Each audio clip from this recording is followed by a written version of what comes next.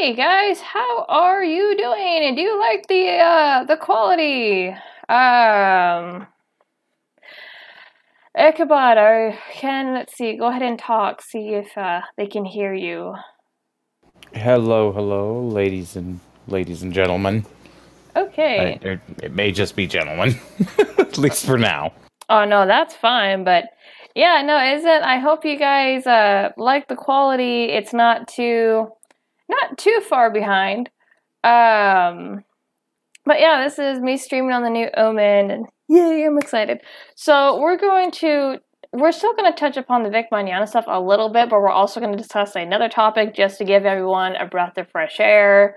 And then later on, we're going to take call-ins. Something that I forgot to do. Let me see what timers I have. Oh no. Okay, so I forgot to do this. Okay, so yeah, we're still fundraising for Vic Mignogna. Unfortunately, I do not have Memory and Hollow. See if I can actually get them to do that right now. Memory and Hollow shilling it out. But yeah, how is everyone doing?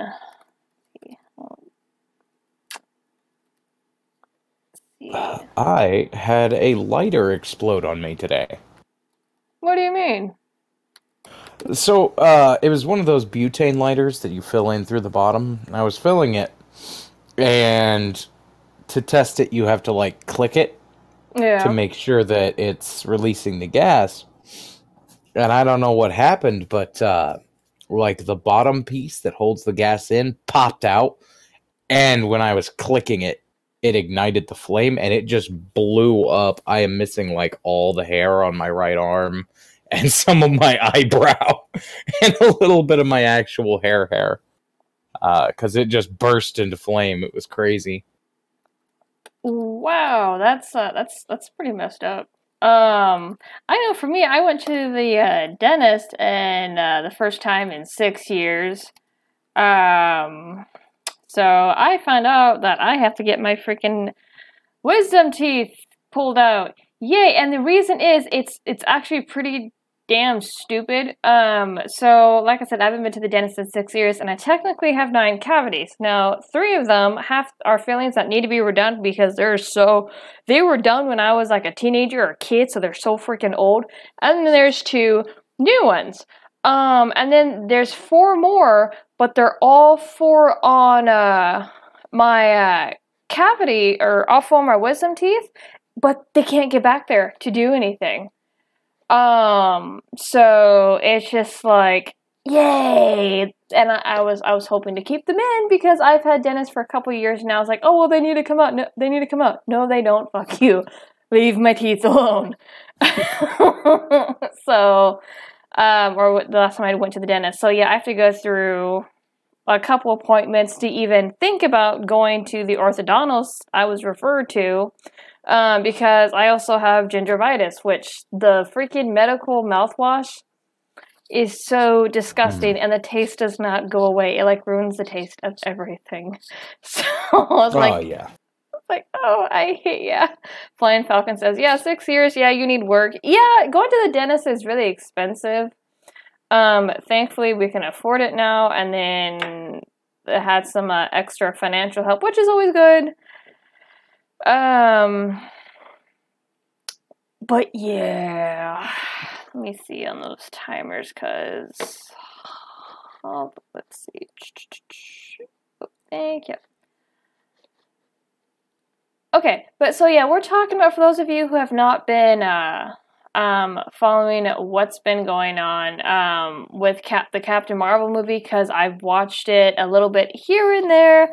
Captain Marvel is turning out to be a really, really big dumpster fire. They're trying to promote a female superhero, and just right off the bat, I don't have an issue with female superheroes. Oh no, we went into the red. Why is it red? Don't do that. Oh, crap. It's okay, as long as it doesn't disconnect. Yeah. Because I ran this for 10 minutes. But anyway, So there's been a lot of a lot of just controversy because she didn't want white men anywhere near her tour. She didn't want this. She's trying to push feminism. There's actually a recent article that came out. It's by or it's pushing intersectional feminism, which by John F. Trent. Yeah, I was dumping stuff. Okay, went back to green, so it could be a slight hiccup. It's still a little bit jumping here and there, but as long as it doesn't disconnect, we're okay. So I'm gonna pull up one article. I don't know. Growing up, I will say, I didn't really have many female superheroes that I really liked. I think the closest female superhero, she's more of an antagonist than anything, that I really liked and enjoyed watching was Catwoman and sometimes Batwoman from the 1990s Batman, and also 1990s X-Men cartoon Storm. I did like that version of Storm growing up, but otherwise than that, I was more, I liked Batman. I liked watching the guys fight, and that's just me. And I don't know, I still really don't have a favorite female superhero because a lot of the times when they go to shove one in your face, it's really bad. There are good ones, don't get me wrong. You have, and this is going outside of Marvel, but like female characters that were superheroes. You have Ripley from the Predator series. You have the Black Widow from Marvel, and she's actually really cool. What's another one? Wonder Woman. When did Wonder Woman come out? Was it 2018, 2017? She was done real well, even though I originally didn't like her because the way that she came across was overly bossy, and then there was a video or a movie to where she rescued a bunch of women who were slaves in like this Vietnam area, but she had all the men put into cages and all the women grabbed the guns and they all got drunk and Superman confronted her. So, but Wonder Woman was done well back in 2017, 2018. But yeah, I have a not very fond of female superheroes. I don't know. What about you, Ichabod? I don't know if it really counts, but my favorite quote-unquote superheroes when I was younger was Sailor Moon. LOL! You are a weeb child. I'm kidding. What's wrong with Sailor Moon? No, Sailor Moon is so irritating. No, I can't even, like, okay, I watched a few episodes when I was small, but when I tried to go back and watch it when I was a teen or whatnot, and I think I was still going to high school, my sister was watching it, my little sister, I can't watch it, man. I just can't. Their voices are way too squeaky. They scream too much.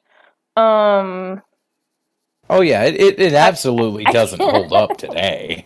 Well, no, I mean, they just redid it. Sailor Moon, Crystal, to where they kind of revamped some of the plot, but I can't watch that either. Oof. I can't. Yeah, no, like the major problem with Sailor Moon was like, it's good for when you're younger, but when you get to be older, like there's just so many little things that will irritate the crap out of you. It doesn't hold up to the test of time, but when it comes to like a role model for like little girls, I mean, I think justice and love is a perfectly good message to send across, you know? Yeah. So I have the first article pulled up because I actually came across this when I was kind of looking into the Captain Marvel stuff. Is Captain Marvel used to be a guy. So, and people were telling me that he got gender bend. So I kind of looked into it, and this is by the Quora. I haven't heard any discrepancies with the Quora. So, but according to the Quora, and this is also where Shazam comes from too. For those of you who do not know who Shazam is, he is a DC Marvel superhero. Pretty much, the way that DC has him right now, it's a kid that inherits. I can't remember the name of the superpower or whatnot, but there is a recent movie coming out He inherits a superpower, and it makes him into an adult where he can fly, and I think shoot some type of energy or whatnot. What, Shazam? Yeah. He's basically Superman, but stronger. Yeah, Shazam was one of the only superheroes that could really just outwardly just powerhouse Superman into the dirt. I really didn't grow up with Shazam, so I'm not all that familiar with. Someone said there's also a live action Sailor Moon series. No. God, they're gonna make a live action Sailor Moon movie. They're already doing it with some of the older ones, and it's so bad. Oh yeah, there's a lot of live action animes that just like fall into the dirt and just like, please stop doing that. Like what they did to Death Note. I haven't seen that. Oh, it's so bad. I saw Ryuk. Ryuk didn't look too bad. For those of you, yeah, I mean, anytime you cast Willem Dafoe, like as anything creepy, that's going right into his power as an actor. But it was really bad. Let me see. Studied. Okay, so like I said, according to the Quora with Captain Marvel, it asks, why is Captain Marvel a boy in the comics but is a girl in the movies? They are two different characters. The original Captain Marvel was created in 1939 by Bill Parker and C.C. Beck for Boschwet Publications. The boy was named Billy Batson, and he had the power to turn into Captain Marvel, the world's mightiest mortal. Now, I do not know how accurate this information is. This is going by the Quora. I'm not really a Marvel nut or DC nut, so by seeing them, what? From what I read when I went over the article, yeah, it seems pretty accurate to what the old comics were. Okay. By saying the magic word Shazam, which was also the name of the ancient wizard who gave him that power, and an acronym for the source of those powers. And it shows illustrations to how it looked below. You have one here. I can't make this any bigger. IW Captain Marvel, and he's dressed as Shazam. Well, there's a long and complicated story about the success of this character, a lawsuit that shut him down in 1953, and how he came to DC Comics. But after the lawsuit and before he came to DC Comics, when he was not being published, Marvel Comics created their own Captain Marvel. This was in 1967. This Captain Marvel was an alien warrior named Mar-Vell, a captain in his planet's military. He disguised himself as a rocket scientist to get into Cape Canaveral and met Carol Danvers, head of security. In the course of their adventures, a machine from his planet exploded, and he thought he was protecting her by shielding her with his body. So pretty much that's his origin story. In 1977, a new superhero, Miss Marvel, appeared. It turned out that this was Carol Danvers. She had developed powers similar to Captain Mar-Vell due to a blending of his alien DNA and hers through radiation from the explosion. Now, from what I understand as well, is there was a Mrs. Marvel. Mrs. Marvel was originally, from what I read, the succession name of the original Captain Marvel, but I guess they switched it back to Captain Marvel for whatever reason. I do know that Captain Marvel, just from what I've seen and heard, is they're kind of pushing her as a feminist icon, so I guess they added the captain for more of an authoritative spin. I don't know, I could be dead wrong, but it was Mrs. Marvel. Here we go. Mrs. Marvel had a long and tumultuous career, and Mar-Vell died in 1982 of cancer. There were several other Marvel characters who used the name Captain Marvel, some related to Mar-Vell and some not. In 2012, however, Mar-Vell was brought back to life and then died again as he saved the universe. Oh, this must be in the comics. I don't read Marvel comics. There's too many alternate universes, so... Well, no, once I learned that they did that with X-Men, because I went to go pick them up because they were well done, and I just went, nope, not doing that crap.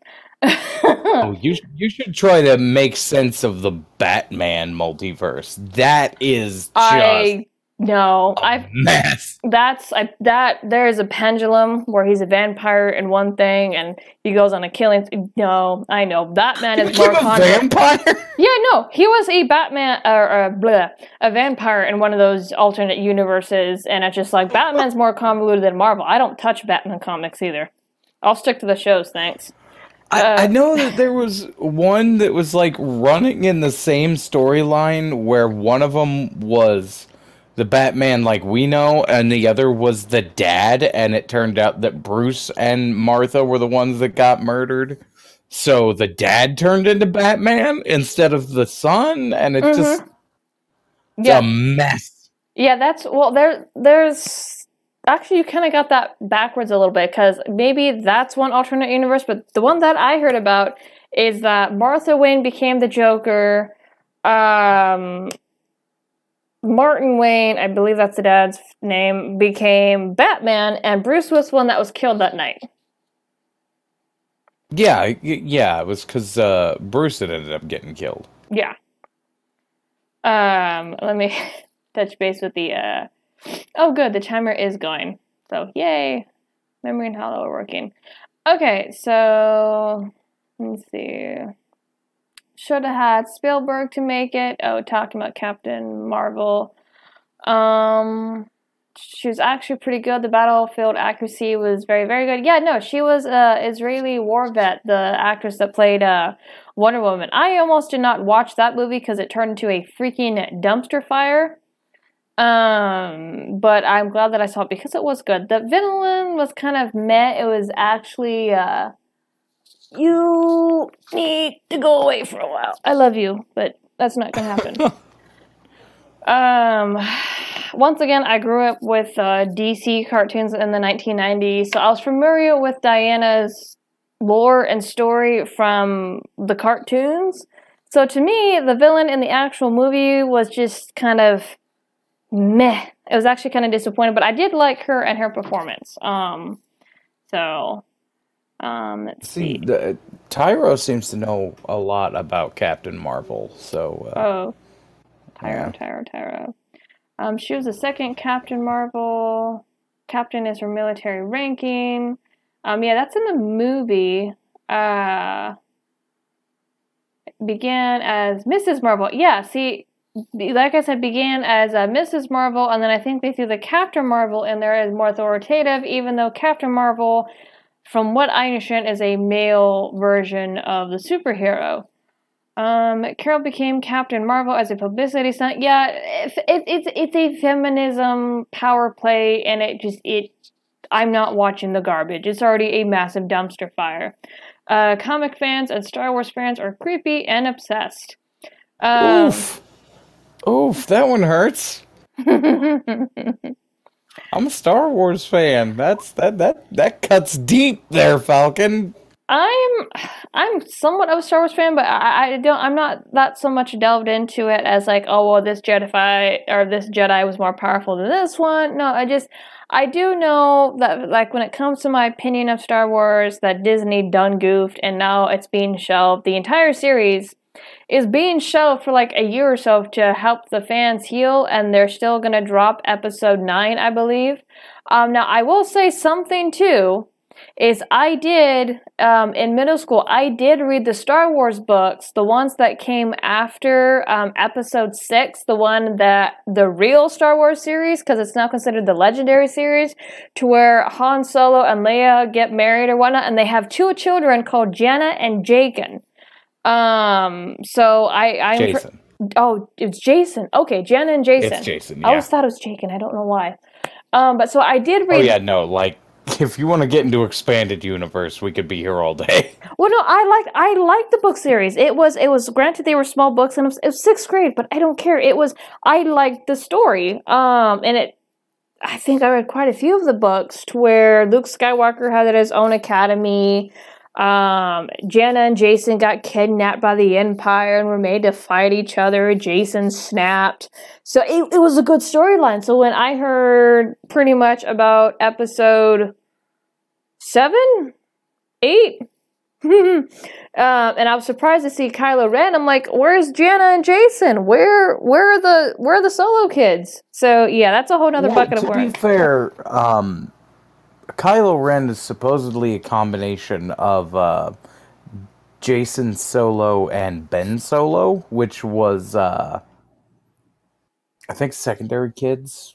Like Ben and something else Solo were the other kids, but yeah, they had actually ended up having like 4 kids. I didn't get that far. Jaina, Jason, and then there was Ben Solo, and they kind of retconned Kylo Ren into a combination of Jason and Ben Solo, because Ben Skywalker, my bad. That's kind of what it is, but I'm pretty sure Ben's the one that actually ended up killing Han.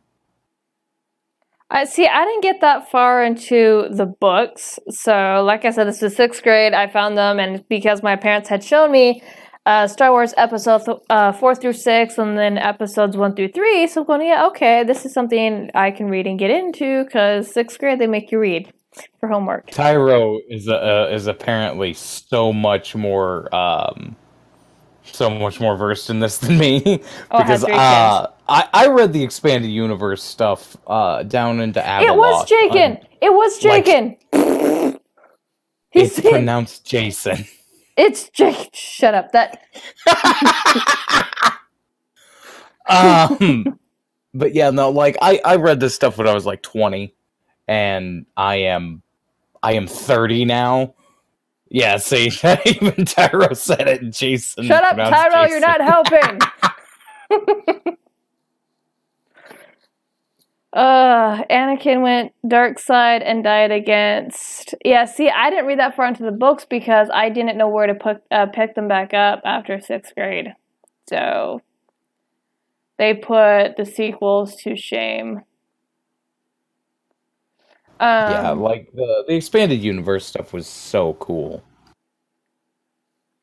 Yeah, no, my husband really likes the Old Republic stuff. One of his favorite Jedi is Lord Revan. And he actually wants to see a movie done on Revan or whatnot, but I don't think Disney could even handle something like that. There's no, I'm familiar with Revan's storyline because hubby's talked about it more than once, and I don't think Disney can handle making that properly. No, they couldn't make Revan, if only because Revan's part of like expanded lore, like the expanded universe, which they call Legends now. Yeah, I know. But yeah, they'd never touch it. It's too dark. Like the Rock Ghoul virus alone, it's just too dark. Yeah, no, it would be darker than what happened in episode 3 with Anakin and all those little children. So no, it'd be way worse. Yeah, Disney won't ever touch it. Someone else is gonna have to pick it up. But anyway, so yeah, those are the origins of Captain Marvel. Like I said, I don't do comics just because of too many alternate universes. But yeah, it looks like DC, and I don't know the story behind this, but it looks like DC actually took the original Captain Marvel, made him Shazam. Original Captain Marvel from Fawcett in 1972. They could not use his name in the title because Marvel Comics had secured the trademark in 1967. Therefore, DC decided to title the comic and use the trademark for marketing the magic word Shazam. This has led to confusion among people who never read the comic book as to the name of the hero, leading many to think his name was Shazam.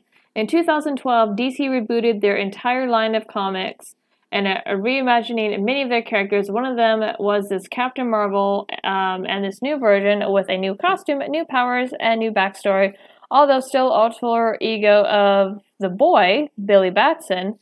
So they took the name too. Holy crap. Is named Shazam. This is the hero who'll be in the new movie coming out from DC in 2019. So yeah, there is a new Shazam movie coming out. And it actually doesn't look half bad either. Played by Asher Angel as the boy and Zachary Levi as the hero.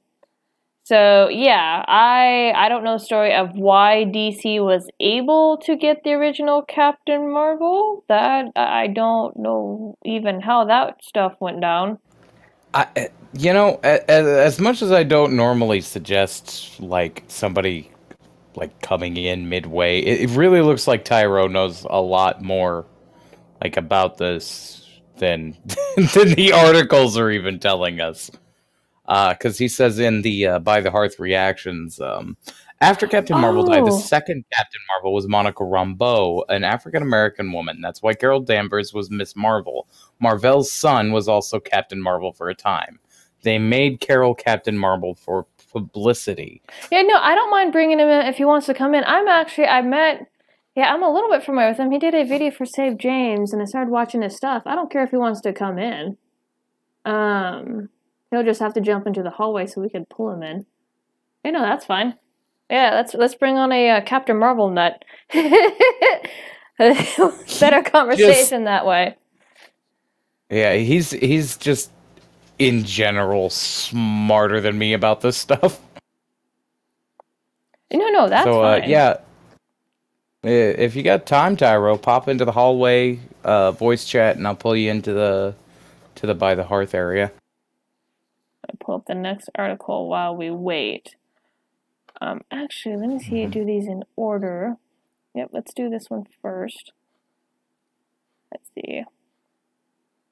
Okay, so the other problem that with the Captain Marvel movie is the actress. And if Tyro comes in, we'll jump back to the origin and whatnot and go a little bit more into a Captain Marvel versus Mrs. Marvel and all that wonderful jazz if he pops in.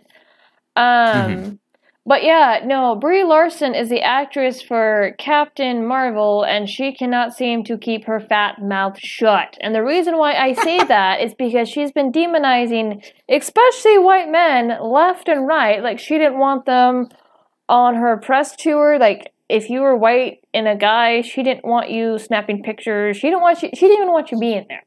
So, and this is from New York Post. Yay. Brie Larson is on a mission to save the world, and not just in her latest flick, superhero blockbuster Captain Marvel.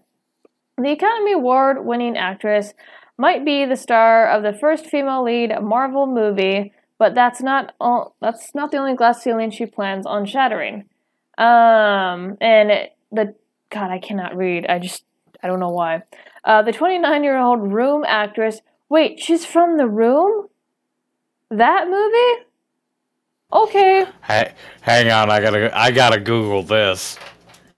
Go ahead and keep reading. I know Channel Awesome. I know that's the name that's been thrown around in the other situation. But yeah, that Room, he did a review of it, which is, oh my god. Okay. It could be a different Room movie. I don't know. Okay, it's Room, not The Room. Okay. Okay. Actress wants to use her platform in the lead up to the highly anticipated blockbuster to give voices to underrepresented journalists. That's why for her recent Marie Claire UK cover story, she handpicked journalist Kia Brown to profile her. Brown, a freelance journalist and author from the New York, is perspective, creative, and whip smart. She is also a woman of color and has cerebral palsy, a neurological disorder that affects movement, motor skills, and muscle tone.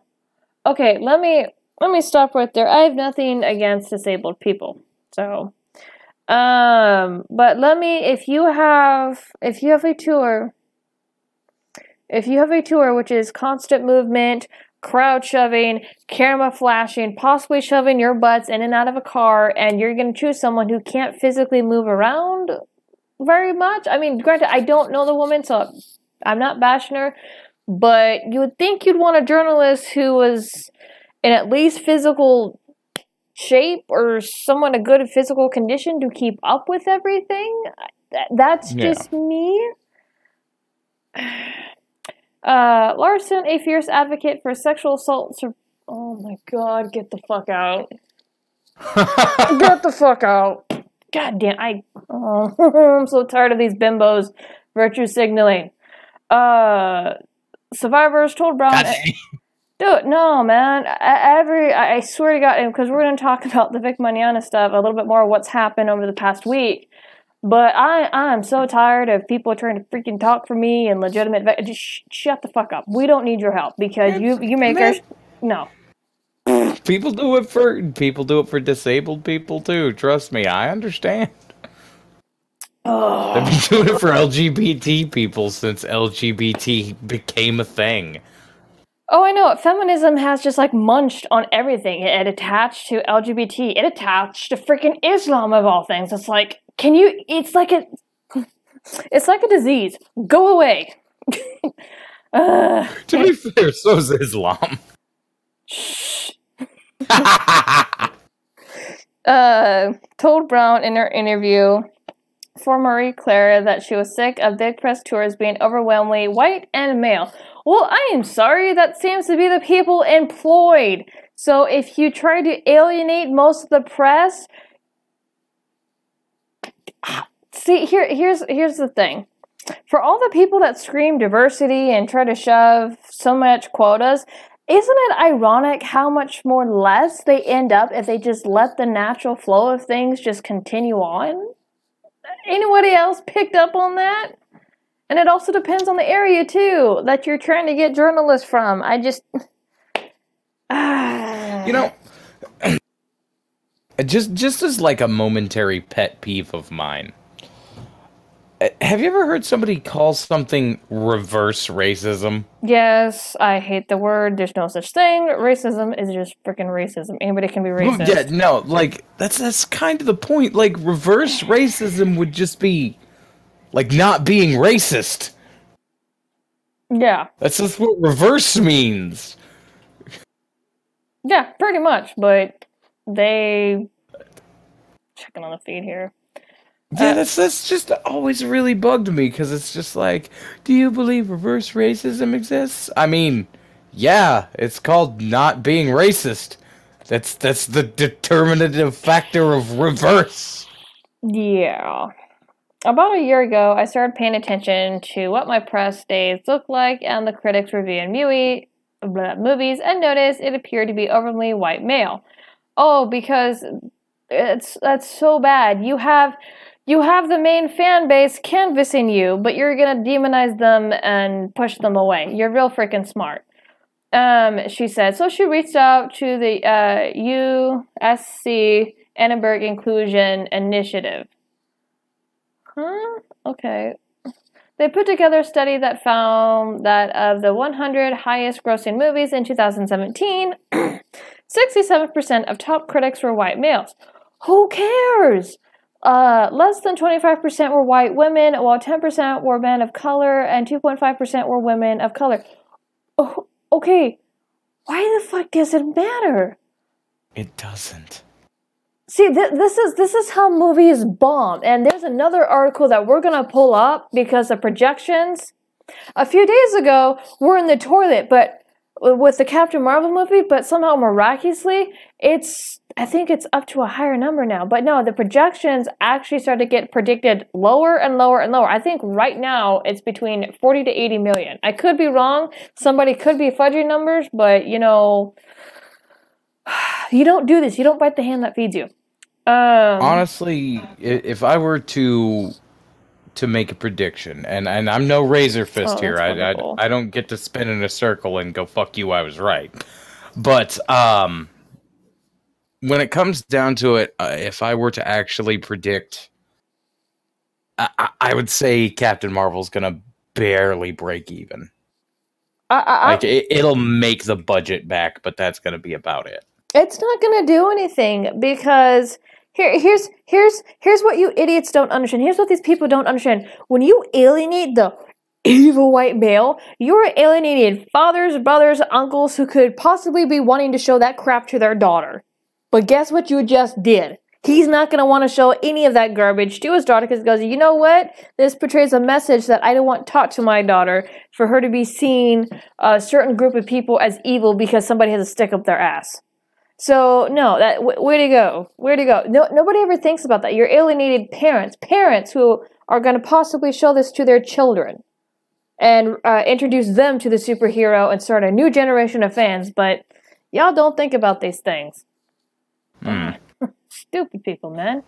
It's very much the concept of when somebody comes and approaches something that has a predefined fan base, and then they tell that predefined fan base, hey, look, this movie isn't for you. Well, yeah, it kind of is. Because as parents and that older generation, it's our job to introduce our kids to things that we feel would be a positive influence for them. Mm-hmm. And things like the 2016 Ghostbusters, I'm never going to introduce my kid to that. Never. Did you see the salt coming from Leslie Jones that Jason Rittman? Oh, I did. I am looking forward to the actual Ghostbusters 3. I will actually go and watch that. When I read it was the son of Ian Rittman, who grew up with his father's work and his father's stores, I'm going, right off the bat, I'm going to watch your movie, sir, because you're actually going to do it right. Oh, yeah, like, they're bringing back the old cast, and even, I think, the son of the one that passed away, Remus. Yeah, they're actually... wow, we have a super chat. For real? Remus Nordstein with 50 sec says, Marvel have tried to shove Captain Marvel down our throat for years. Hell, they tried to make her the mascot for Marvel instead of Spider-Man since 2008. Thank you for your donation. Yeah, thank you very much. I do know something too, because this is something I read as well. And this is why the female superheroes, female leads have such a bad freaking taste in my mouth. Is because what they're trying to do now is they're trying to put Captain Marvel, Brie Larson's version, more powerful than Thanos. And then to top it off, because like the origin of the Avengers, whose idea it was Captain America's, they are now trying to rewrite it. Marvel Cinematic Universe is trying to rewrite it as it being Captain Marvel's idea. And her reason why the Avengers came together instead of Captain America's. So they're trying to shove Brie Larson's version of Captain Marvel in all these different spaces that she originally was not there. So it's like, I don't want anything to do with the character. I don't give a damn about the character because you guys have turned it's trash. The movie looks like trash. Wonder Woman did not do this shit. You guys are going to take notes from Wonder Woman. Because I know that there's some controversy with the Israeli war vet playing Wonder Woman, but they didn't try to shove her everywhere. It was well done. They didn't try to rewrite the DC lore either, just to fit her in places. Wonder Woman had a lore all of her own, which was actually quite cool. Once again, I grew up with the cartoon version of Wonder Woman, 1990s, with all the Justice League and stuff. I liked her lore. You know, I could think of a single way that they could completely and totally salvage all of this bad press that Brie Larson has garnered. Oh. And that is if the one that defeated Thanos with their whole reworked universe is Howard the Duck. What? I know who Howard the Duck is, but what? Like, he just him being what defeats Thanos. That would completely make up for everything. Because I would laugh my ass off. No, because that'll ruin everything else. She is sad. It's already ruined. Well, no, and this is what worries me, because you have Captain Marvel, I think, is supposed to go up against the Avengers Endgame at the same time, I believe. So I did read that they were going to try to sneak Captain Marvel into that Avengers movie, and I'm hoping to God it's not true, because I really don't want to see the actress anywhere in that movie after the crap that she's pulled. Let me see. Did Taro... No, he never showed up. Let me pull he's eating real fast. Okay, no, that's fine. Let me pull up the other article, because this one's done.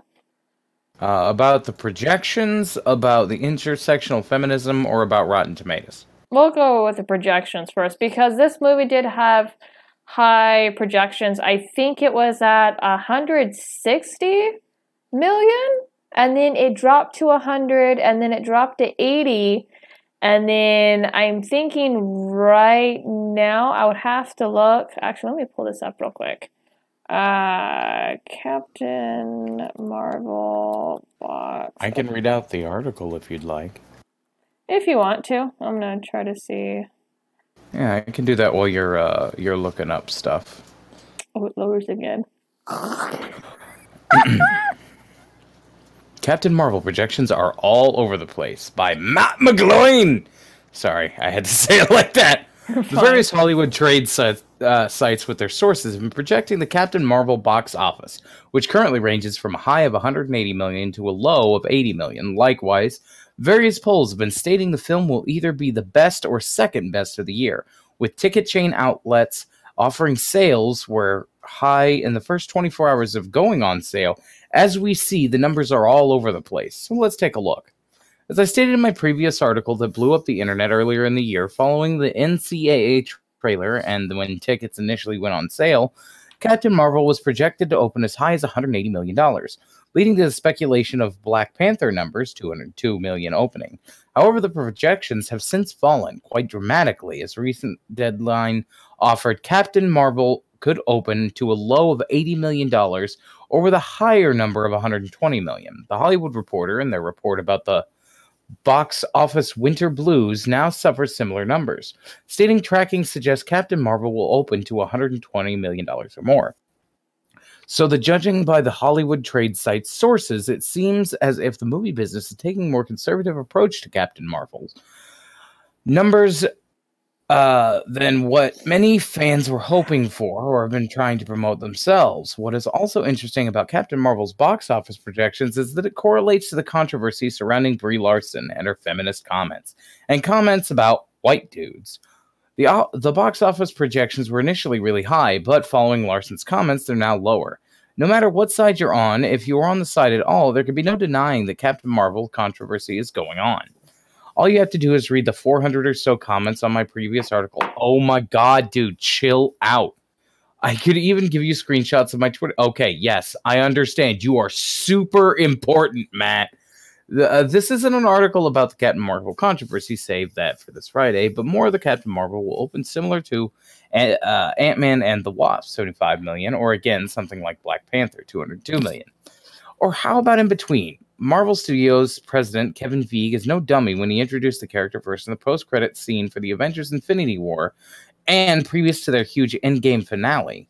If you happen to be a fan that doesn't like Brie Larson's politics, you may still have to go see it just because it somehow ties into the Avengers Endgame. You don't. No, you can just look up spoilers. I'm probably just going to read about what happens. I don't care. I wholeheartedly don't support this on any level, but you could pirate it. That is a thing that people do. No, I'm not even watching the trash fire. I'm just people post spoilers for the ending and shit. I'm going to read up on that. I ain't going to watch the dumpster fire. I don't mind a good dumpster fire. It would be like if you weren't a fan at all of what Abrams did with The Force Awakens, still haven't seen it, but went to see The Last Jedi, also still haven't seen it, to see what happened to Luke Skywalker. Do not care. Feige is a genius in introducing a controversial character like Captain Marvel, who is in no way controversial, this way, as he knows a zombie fanboy audience won't be able to pass it up. I assure you we can. However, the question remaining to be seen, and something Disney is banking on, is if the fanboy zombie audience is as big as they think. It's not. I'm actually estimating Captain Marvel to open higher than 100 million. Now, will it open to Black Panther numbers? Survey says no.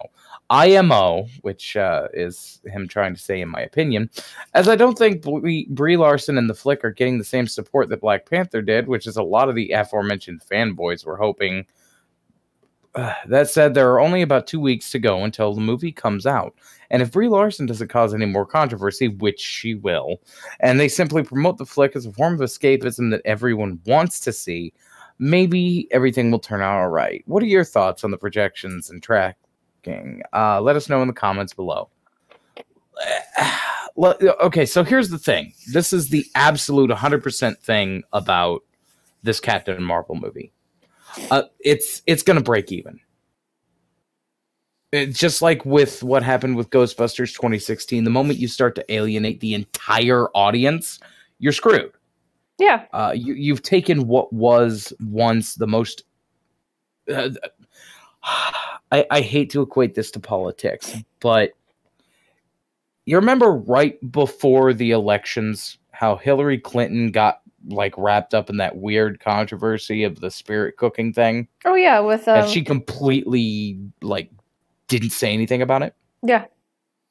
That alienated the majority of the Christian audience with her.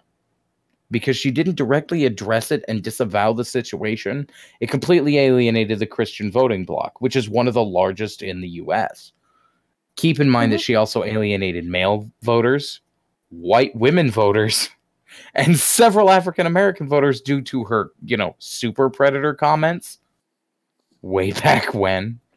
The whole thing of it is she alienated 90% of her Democratic voting bloc, and it was her own damn fault. And that's what Brie Larson's doing with this. She is alienating the entire group of people that would actually go and watch this movie, and she's done screwed herself. Yeah, no, definitely. And just to put more salt in the wound, here's another article, and we'll finish up with the Captain Marvel stuff here if Taro doesn't show up, and then we'll touch more on the Vic Mignogna, because holy crap. Our favorite MVP decided to have a major spurg out and go on a blocking spree. You have Captain Marvel pushing the idea it's about intersectional feminism. Where's all these stupid ads? Okay. Captain Marvel actress Brie Larson declared 2019 is about intersectional feminism. Of course it is. In an interview with Entertainment Weekly, Larson responded to a question about Carol Danvers' relationship with Maria Rambeau, played by Lashana Lynch, and her daughter, and what themes she wanted to explore through their friendship. I think because it's 2019, and what 2019 is about really is intersectional feminism. I don't even know how you get that, but okay. There's no question that we would have to show what it means to be all different kinds of women, that we just don't have one type. And no one's ever spouting that we just have one type of woman. Oh, hey, Tyro's in. Oh, sweet. Okay. I got it. Okay. But yeah, There you go. Welcome to everything, Tyro. Hello. It is. But yeah, let me finish reading this real quick. We wanted to make it became a great opportunity even with things like the love story. What love story? We wanted to make that big love, that lost love, that love that's found again, be with Carol's best friend. So not only, and again, I've talked about this on my channel, so before anybody screams at me or freaks out on me, I have nothing against LGBT characters naturally being a part of the story, or show, or cartoon, or whatever. And I bring up this example because it's the best one I got, and that's going to be Steven Universe. I know that Steven Universe is way different from Marvel, but if it's natural to the story, I don't care. If you're going to shove it in my face, I'm going to tell you to jump off the bridge with it. I heard it too, Rosmus. What? He said breast friend? Because you had said breast friend. Oh, I'm talking funny tonight. It's a Freudian slip. It's fine. Indeed. Best friend. Speaking of things that Captain Marvel doesn't have, Oh, God. No, I got a funny fact after I finish reading this paragraph, because we're not finishing this article. If you guys want to finish reading the articles, they're in the request room of my Discord server. Let's see. That lost love, the love that's found again, be with Carol's best friend. To show that's incredibly powerful and gripping, and you could go to the ends of the earth and fight till the end for your best friend. It's perfect to me and so meaningful. To me, that's part of what the mediation of this movie is. It's female strength, but what is female strength? What are the different ways that can look? What are the different ways that can look? Okay, somebody didn't edit this. But okay. But yeah. Anyway, yeah, you want to finish reading this bullshit? Go into the request room. All the articles I dumped into there. We have Tyro on. He knows more about Captain Marvel. We're going to talk with him a little bit about that. And then we go on to the Vic Mignogna stuff. So, hi Tyro. How do you feel about this dumpster fire? Because so far, I'm not much of a Captain Marvel fan, but holy crap, I'm not seeing the movie. Yeah, so I come into this from the Comicsgate side of things, so I'm familiar with how they've been what they've been doing to Captain Marvel for years now, leading up to this film. Because I remember originally people were pushing for a Captain Marvel film, and there was genuine desire for it amongst the general comic base. Because Captain Marvel, Carol Danvers, has been a number of years back a good character. Like people liked her in the comics because she was a good character. But as soon as, and she had a fan base too, but as soon as basically the feminists took over on the writing, they did everything they could to basically just destroy her likability in the comics. For example, they had the second Civil War in Marvel Comics, where they basically turned her into an outright fascist, and they still haven't quite re- recovered from that. I mean, she almost killed Tony Stark. In the comics. The second Civil War was a Minority Report style thing where there was a mutant who could predict the future crime, and so Captain Marvel was on the side of, yeah, we need to use the mutant who predicts future crime and start locking people up before they do harm. And she used like all of Shield to like crack down and like, because like Tony Stark was on the opposite side saying, no, we can't do this. Like I screwed up last Civil War. I'm not going to screw this one up. I'm actually going to take the side of, let's not do that. Let's figure out what this kid is actually doing before we like use his predictions as gospel. And she went super military, fascist. It was bad. It was really bad. But she was portrayed as the hero. Just murdered her character. There have been a lot of other problems as well in the comics. Marvel Comics sucks really hard right now from a writing perspective, and unfortunately, Captain Marvel suffered because she used to be really good. She used to be good. Another comment from the chat from Rasmus Nordenstein. Hell, Kamala Khan would have been a better choice as Captain Marvel. She's more interesting, and she wasn't fucking pushed to replace Spider-Man? Yeah, Kamala Khan also started out as an interesting character. Then they got their hands on him. Basically, anytime you got a good character, it's, well, this character's good, and then an SJW gets their hands on it. Like America Chavez. America Chavez actually started out as a bisexual, not a lesbian, bisexual Hispanic character from another dimension with some interesting powers, interesting attitude. And then they had Gabby Rivera get her grubby mitts on her and just boom, just destroyed the character. She went from a little bit sassy to just outright disrespectful, even to her own family, to just, I mean, a pure, I don't know. Am I allowed to swear on this? Yeah, you're fine. You're fine. Okay, to just absolute cunt over and over again. Oof. I mean, it was bad. And of course, straight up lesbian and all this stuff, basically self-insert for Gabby Rivera. And it was bad. Captain Marvel has suffered, unfortunately, a similar fate. One of the things on Captain Marvel that has me annoyed, now I will give the film credit. They do at least put her in a cameo. So you had the first Captain Marvel.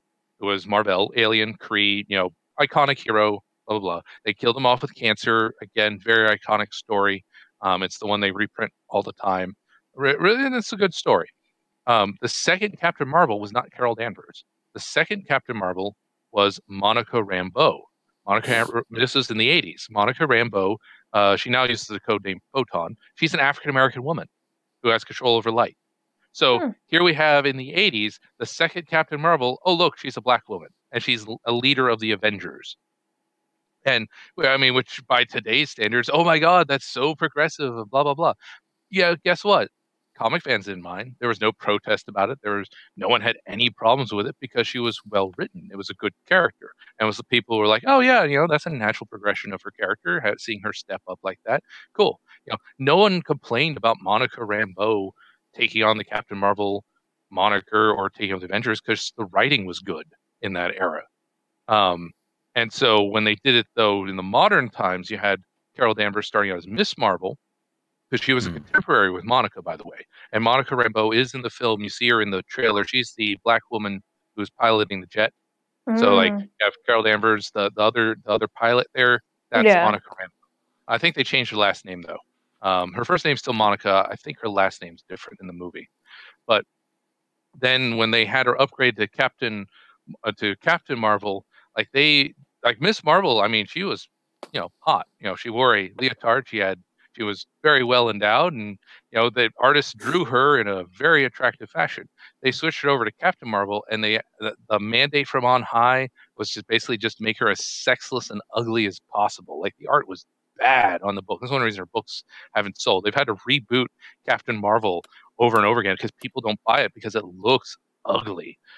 This is part of like the sex negative thing that the SJWs in comics have. The Biswell in comics is they hate sexy females. They'll do fan service of guys. There's plenty of fan service of dudes in the comics still, and that's traditional. But there is a lot less fan service of women, and that's on purpose. They even say it does. Oh yeah, no, they did that. You should see what they did to Black Cat. What Spider-Man's like on and off fling. Oh yeah, no, that artist, and I think I covered it in a stream way back when. It's like sexy women in the media.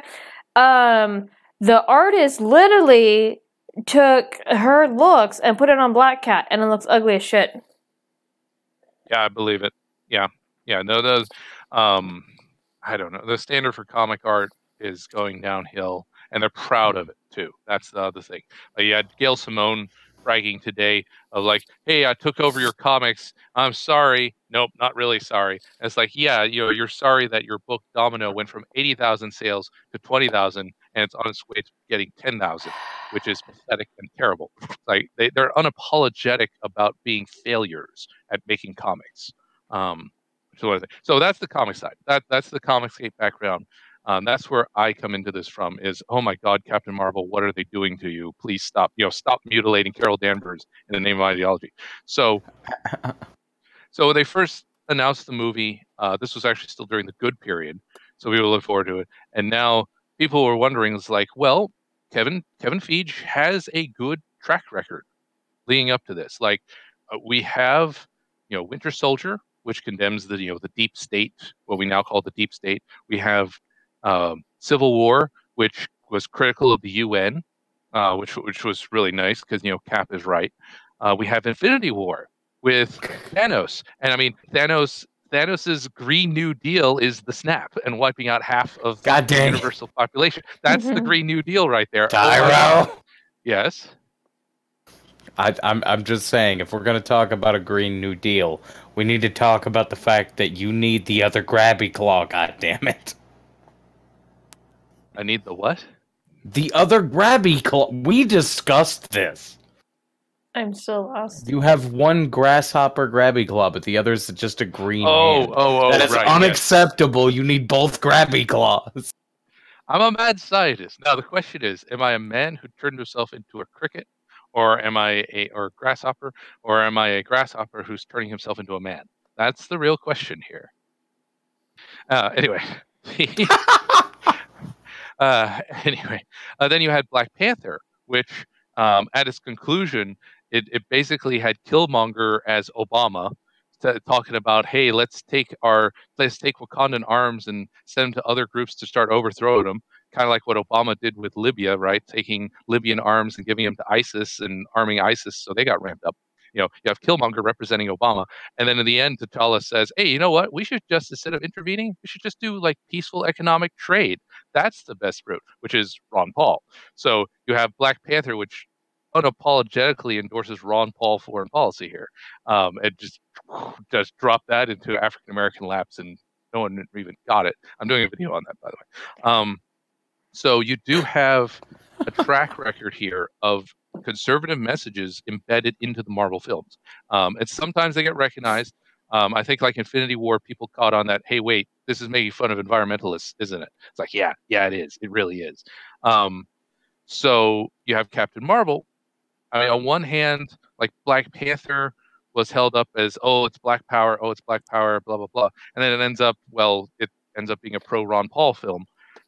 Captain Marvel, is being held up as this intersectionalist, feminist, blah blah blah. Could it do the same bait and switch? That's what I'm wondering. I'm pessimistic. Like, I'm seeing all this mess up with all this stuff here. Like, Brie Larson needs to shut up. I thought for a time like Disney had actually gotten her to shut up because I think they recognized that it was killing the pre-sales, the pre-orders for the tickets. So they were trying to get her to shut up, but it looks like they're failing. To be fair, Tyro, let's look at Disney as the massive, like, empire-esque conglomerate that it is.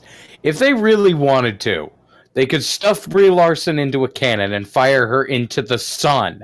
And as long as they still branded it with Mickey Mouse, nobody would say anything. Yeah, basically, yeah. It's Disney. Yeah, don't mess with the mouse. Let's see. Yes, I mean, on one hand, I think Disney's trying to play a dangerous game where they're clearly willing to capitalize on trying to appeal to the lefties, so they show up in theaters. That's what they did with Black Panther. But at the same time, they seem to like embedding conservative messages in the films themselves, so that if you ignore the marketing and go see the movie, and you're not a progressive SJW type, you're going to enjoy it. Like, I enjoyed Black Panther. My mom enjoyed Black Panther. She's way more conservative than I am. I like Black Panther. I actually found it. I found it actually really cool how cultural enriching it was, because you could tell they did their research. I'm like, that's actually kind of cool. It felt weird because it had been a while since I've seen a movie like that, so culturally enriched. But it was still cool. I'm going, yeah, you guys really dug deep for that. That was awesome. Same here. I'm sorry. After they told me that they were going to replace all of the Solo kids with a humanoid version of Shadow the Hedgehog, I gave up on Disney. I have not consumed Disney product that's labeled Disney since. I would recommend. Here's the thing with Disney.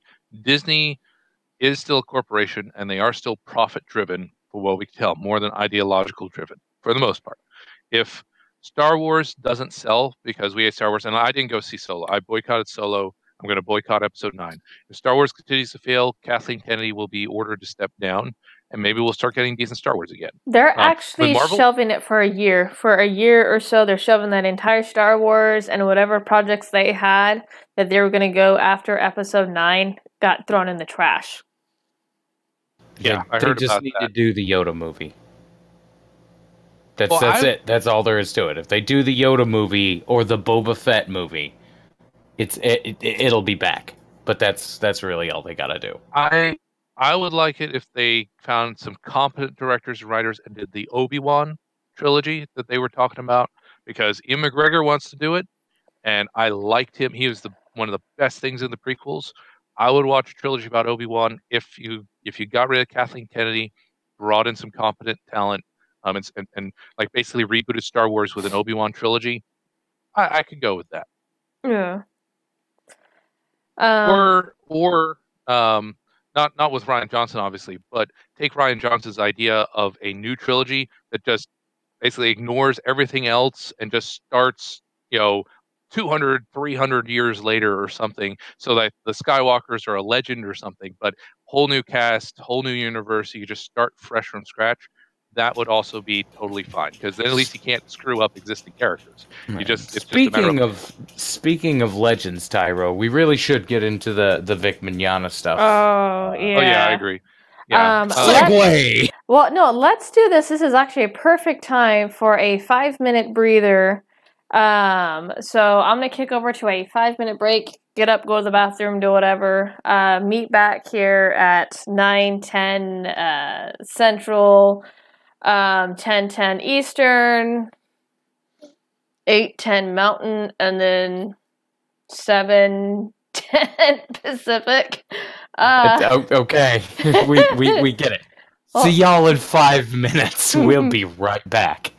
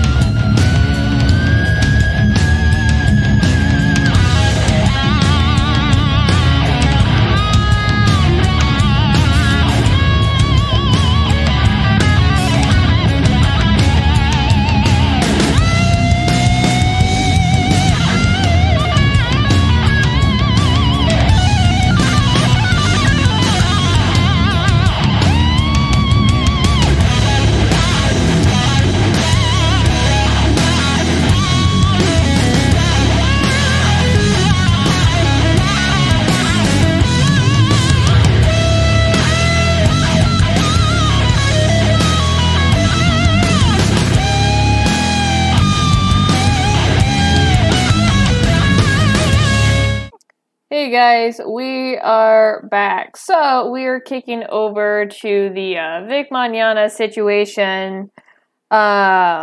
See if you guys here. Check your guys' audio real quick. So, Hello?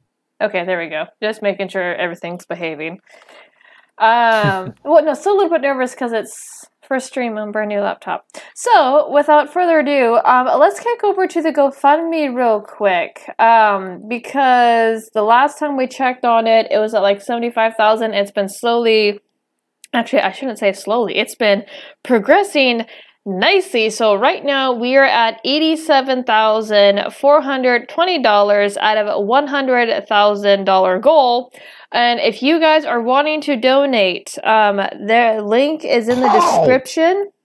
And then Memory and Hollow. Yes, there's 3 links that are shilling out. It's mine and Ichabod Streamlabs. But if you guys want to donate to the GoFundMe, keep an eye out to when they shout, help Vic fight back, because they're also flashing the GoFundMe. They're like my little helpers or whatnot. So keep an eye out for that. You can also check it in the description. If you can't donate, you can shill out the GoFundMe to all your friends and family who are aware of Vic. But yeah, let's get to our... shall we say, our MVP here, old Shane. So let me reiterate the fact, because some people were like saying I was a legend or whatnot. I am just a megaphone. People have passed me stuff. I never had Shane in my DMs. I did have him in my server trying to throw his weight around, which was hilarious. But this is DMs between somebody else and Shane. I never... Yeah, no, Shane blocked me. So, and I know this has been... I have to point out the fact that he was trying to throw his weight around with all people, with me, in the server. What? How well does that work, Tyro? Just... Yeah, there's... I mean, good lord. Yeah, no, that's... I can only imagine the fun you had with him. God. See, like, I did what I normally do, and I kind of start off nice, but kind of point out the fact that they're an idiot. Yeah, no, I called him on his shit, too. It's like, you're just in here to damage control and troll shield for the other VAs. Now, I do want to ask a question. I Go ahead. have not watched the Rekieta Law. I've heard of him. Who is Shane, from my knowledge? Okay. I don't know this guy. Shane... Shane Hollenberg is someone who appeared in my server a few days ago, and out of nowhere, mind you, he did start arguing with the Rangers, but he came in here trying to get all buddy-buddy with the Rangers, because some of the Rangers are mods in my server. And so he tried to come in here and get everybody to pretty much shut up. He claims to be a friend of the VAs. He claimed to be a friend of Vic in my server, and then he did it again in Rekieta Law. And then here in these chain of DMs, he's going to deny ever saying that. So he has come in trying to be a authority figure with the Kick Vic movement and try to portray himself as a neutral party. It's just like, get the fuck out of here. You're going to see some messed up shit in these DMs. So yeah, he just popped out of nowhere about a week ago. It's like, oh, well, I'm an authority. I do. He runs, like, supposedly he helps run Acon. He claims that he's written contracts with Funimation for the conventions, has seen the contracts. So he's trying to be a big shot, but he got squashed pretty damn hard for running his mouth. Oh my god, that stream. Just ouch. But yeah. So, like I said, I had somebody start to dump a lot of these into my inbox, and so I started to put them out. Let me see if this is actually showing. Yes, it is. Okay, so, and I could put the thread in the description if you guys want later, and I know a bunch of people already covered this, but this is between so-and-so. And here's, tell Vic I said suck it, and this is a screenshot someone posts. And he goes, now you want to tell me, everyone who watched your stream with Nick, that you work closely with Vic and his family and his friends, and you have his best interests at heart. All of you done is take the piss out of him and his situation. And he goes, oh, you're so sad. I said I would bring him to a show, and it was serious, but then you all fucked it up. So he's trying to sit here and blame the fans for him not sending an email, because something I will touch upon, and I did not grab freaking screenshot. I should have freaking known better what the hell he was doing, because the little shit decided he went quiet, and this was before one of my mods banned him out of my server. He started to delete his responses to us, because like I went and did like a keyword search. You can go and do that in the Discord server in the top right hand corner, that little magnifying glass is at. So I started to do a keyword search, and I started to notice our responses and our conversation wasn't adding up, and then it registered Shane was deleting shit. So when we started to torture him because he was talking to a ranger at the same time during the stream, he was talking to us in the Discord, and now that I'm realizing he was talking to another group of people in Discord, which was not us, about what he should say. And so we started torturing him, like, dude, this is bad. This is a shit fire. What are you doing? You're not out to help Vic. So he comes in and he goes, oh, well, maybe you guys don't want me to write the email. It's like, dude, you weren't going to write the damn thing in the first place. But yeah, so you have someone who's confronting him. Let me see if I can pick out something, because there's a lot to go over. Are you guys still with me, or did you guys die? Oh, no, I'm still with you. I was just showing Tyro, like, Shane Holmberg is the, is on the board of directors for Nomikai USA. Like, okay. he actually is a convention person. Like, okay. Don't get me wrong, they do one convention, and it's Nomikai Dallas. I did look up Nomikai because I did see that come up on something like that, because I saw Shane posted something saying, no, Vic will never be allowed at Nomikai. I can find no evidence that he's tied to Acon. I could tell you he's not he's not an admin for the Acon Facebook group, and I can't even find him in the Facebook group for Acon, so I don't think he's tied to Acon. He claims that he is, and it's on his LinkedIn profile, because I looked that crap up. So he does list it as a profession, as being a someone who helps run Acon. Well, see, like this is the thing about people like that. They run one convention. I get it. That's a little bit of work, but nobody's looking at you for legal advice when you write up a contract. That's why they pass it through lawyers. Because the second you're gonna sit there and like actually write the contract, again, like he wouldn't be the one really writing it. It would be the people like lawyers and legal teams. Because if they aren't the ones writing it, then there could be confusing language or potentially illegal, potentially illegal wording, which like a clause or a thing that would be unclear to the person signing the contract. But this guy, like, no, there's one convention under Nomikai USA, and it's Nomikai Dallas, and it doesn't look that appealing. Well, it looks to be a first-year con. First-year cons are never spectacular, but I can confirm Shane Holmberg is not part of the Acon Facebook group. And he is on Facebook. I found his Facebook profile. So if he's involved with Acon, why isn't he in their Facebook group? That's, are you in the Facebook group there, Tyra? I've just doing a quick search on that. But yeah, he's not in there. I personally do not have a Facebook account. I'll say that. I left Facebook years ago. Okay. Yeah, like he's been trying to run around authority, and see, here's someone like confronted him about the stream.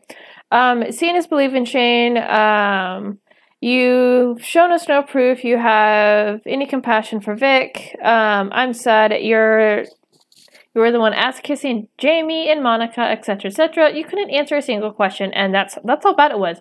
Because when Nick would present him with something, Shane would deflect and go to something else. On his stream, and now giving him a runaround. Oh yeah, no, it was bad, and he had like Wikipedia pulled up, and it's like, you're fucking arguing with a lawyer with Wikipedia. You're fucking stupid. Yeah, you would want to actually pull up legal code, which you're not going to get well on Wikipedia. And he intentionally brought up the wrong law, because he was bringing up the concept of specifically contract law and not the law pertaining to business, like shady business dealings. He was intentionally trying to bring up a different law to prove his point when he was just being dishonest. Well, like yeah. the entire time. And Rakita pointed it out several times. Like, I don't... That was the first Rakita Law stream I've watched. I'm not particularly... I don't know God all about any other state's law other than mine. But, yeah, no, he was intentionally fudging legal code to try and make himself look better, and it actually just made him look like a freaking slime ball. Yeah, I believe it. I did like Recchiato's law of breakdown of Vic in terms of what Vic can do to break down like Mars Girl and like the depositions and all that, and just like, you know, he can go after a quick resolution or he can do a slow grinding death on everybody, and that's the path he's taking right now, is the slow grinding death.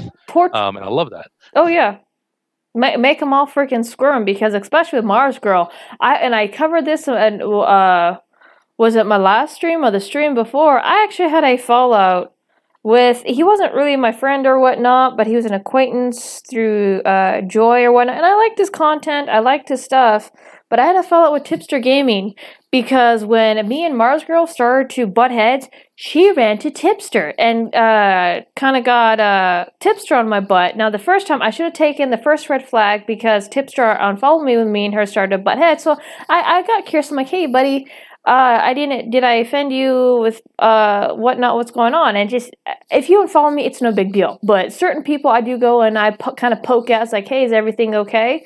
And so he goes, well, I got tired of seeing the fight in my feed or whatnot. Mars Girl is good people, da-da-da-da. I'm like, well, the first impression of her sucks, because this is when I actually first reached out to the Risembool Rangers. And I started to talk with them, and they started to pass me stuff that Mars Girl was lying about. And I started to present it to Mars Girl. It's like, what is this? And so I told Tips, like, the first impression of her sucks. I've caught her in a couple lies already. And then I think I was given something else by the Rangers, and or I noticed something. And Mars Girl is flapping her gums and about Vic and the Rangers and all that. And I told Tipster, I'm like, I'm about ready to go ham on your friend.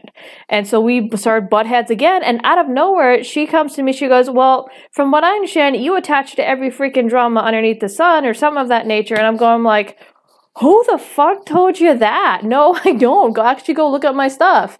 And then I go and I talk to Tipster. Because Tipster starts tweeting, he comes in and he goes, I knew that you would attach yourself to Mars Girl, I could see it a mile away, blah, blah, blah. And he goes, ever since the Joy Sparkle BS, the Daddy 05, you just attach yourself to all sorts of drama. I'm like, that's where she got it from. You're telling her bullshit about me that you haven't even dug into. So yeah, I pretty much lost him, unfollowed him, and was like, you know what, fine. Go live spineless, I don't care. But yeah, no, she's dug her hole really freaking deep. Like deep, and she keeps running her fucking mouth. She actually had a girl's video, Creepy Heart, I think it's called. Icons, I believe a pineapple. And she went to Creepy Heart's video. It's the Tamaki coffee line. And she used it and said, oh my god, look what he did. Victor asked all the fathers to leave and he didn't even ask for the girls' names, blah, blah, blah, blah, blah. And the girl came up, she goes, stop using my video. I've requested this line as a fan because Orion Host Club is my favorite. Tamaki's my favorite character. Get my video out of your damn feed. And so, yeah, Mars Girls is in deep shit. And hopefully she got off of Twitter because she had one last tweet, well, I'm going to go enjoy real life or whatever while you guys continue to make YouTube videos and drama. So it's like, yeah, stay gone because your ass is already toast. So go ahead. Yeah. With all of this, I want to make two very short points, and I'm sorry if I'm like getting into you. No, you're fine, dude. But you're fine. But here's kind of the deal. When all this started, all this Vic Mignogna stuff, I didn't know diddly squat. I didn't know what he was in. I didn't know who the guy was. And then I started looking into everything I could possibly find, including the Tumblr page that had 10 years back of stupid crap about the guy that looked more fabricated than most Hollywood strippers' tits. But I'm sitting here, and I've looked through all of it. And Vic Mignogna seems to be like one of the nicest people I have ever seen in my damn life. He seems like a good dude, never against these fans, always really compassionate towards them. And the Risembool Rangers, too, have been a very, very kind and nice group. Oh, yeah. Yes. And the I can tell you second some part... stories about Vic, actually. Oh, if you want, if you got stories about Vicman, I don't care that you share them. It's just... Okay. So... okay, you finish your point first, Ichabod. Yeah. Yeah, go ahead, And the Ichabod. second point that I wanted to make is, through all of this, I've also had to look through, like, the other voice actors, and, of course, Mars Girl. Now, I'm not going to be as nice as Chambers. And what I am about to say has nothing to do with Chambers, has nothing to do with the Risembool Rangers. This is my opinion of the woman as based from the tweets and interactions I've seen of this girl. She's a dirtbag. Pure and simple, unapologetic. I don't care who feels it necessary to point it out in any other various variety or tries to justify her behavior. No, she's a piece of shit. I would not piss her out if she was on fire. And that's my personal opinion about the girl. Because she, like, if you're going to sit there and bold-faced lie, not only about somebody who's actually a moderately decent person, but somebody who's actually being a good dude to its entire fan base. Because I've seen, like, look, even just with YouTubers. If you've ever seen when they start to get a little bit too big, they just become pricks about stuff. Armored Skeptic. Like, yeah, like Armored Skeptic. Like, they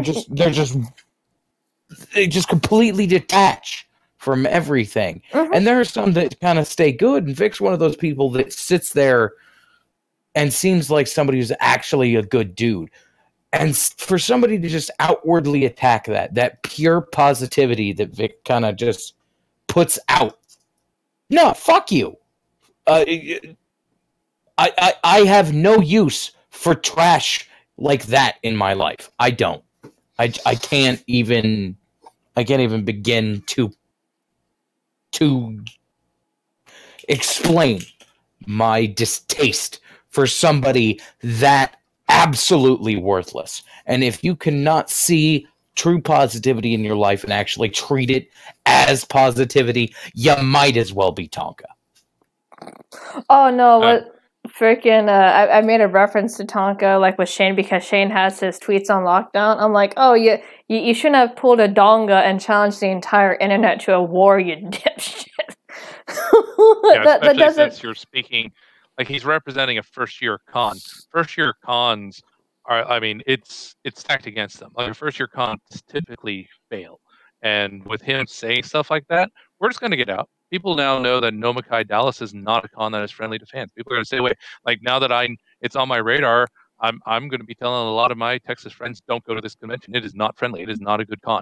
I've got a couple people. I need a message here to get them shut out. So yeah, that's not that he's killed Nomakai. If Nomakai fails out the first year, Shane gets the complete and total blame for that, because it will be his fault. Unless Nomicon disavows him, goes, we don't like what is he doing. He's gone. Yes, if Nomakai fires him and disavows, yes. Unlikely. I know how tribal convention staff can be sometimes. So I would say it's probably unlikely, and because also if he's a Biswell, the people around him are probably also Biswell. They are very protective and tribal. You can see the crossover. I mean, just today you had Dominic Sky retweeting Gail Simone, who was bragging about destroying the comics industry. So you can see how that whole mess crosses over and mixes into one big cesspool there. You want to know something too, and because this is I'm going to touch upon this because I bit my tongue in my video to Jesse Pridemore. And was it Nick Rakita brought it up in his last stream? It was the stream he had the other night. Because people have dug into Jesse Pridemore and some of these other girls that are trying to destroy Vic Mignogna. And Rangers, if you're listening, forgive me for what I'm about to say, but I'm going to call shit what I see it, is you got a bunch of thoughts. You got Dominic Sky, you got Jesse Pridemore. No, I've seen their shit, and it's like, you got a bunch of wannabe cam people out to destroy a man for whatever freaking reason. Like, let's look at another person. Emmett Plant. Because a lot of stuff has come out by various voice actors. Again, I am not here to get any other voice actors dethroned or banned from conventions. That was never my goal. That may be other people's. That is not mine. But from what I've seen, both the girl and guy VAs, cosplayers, whatever, all of them have a little bit of a hoe side to them. You have Emmett Plant with the Orion dancers.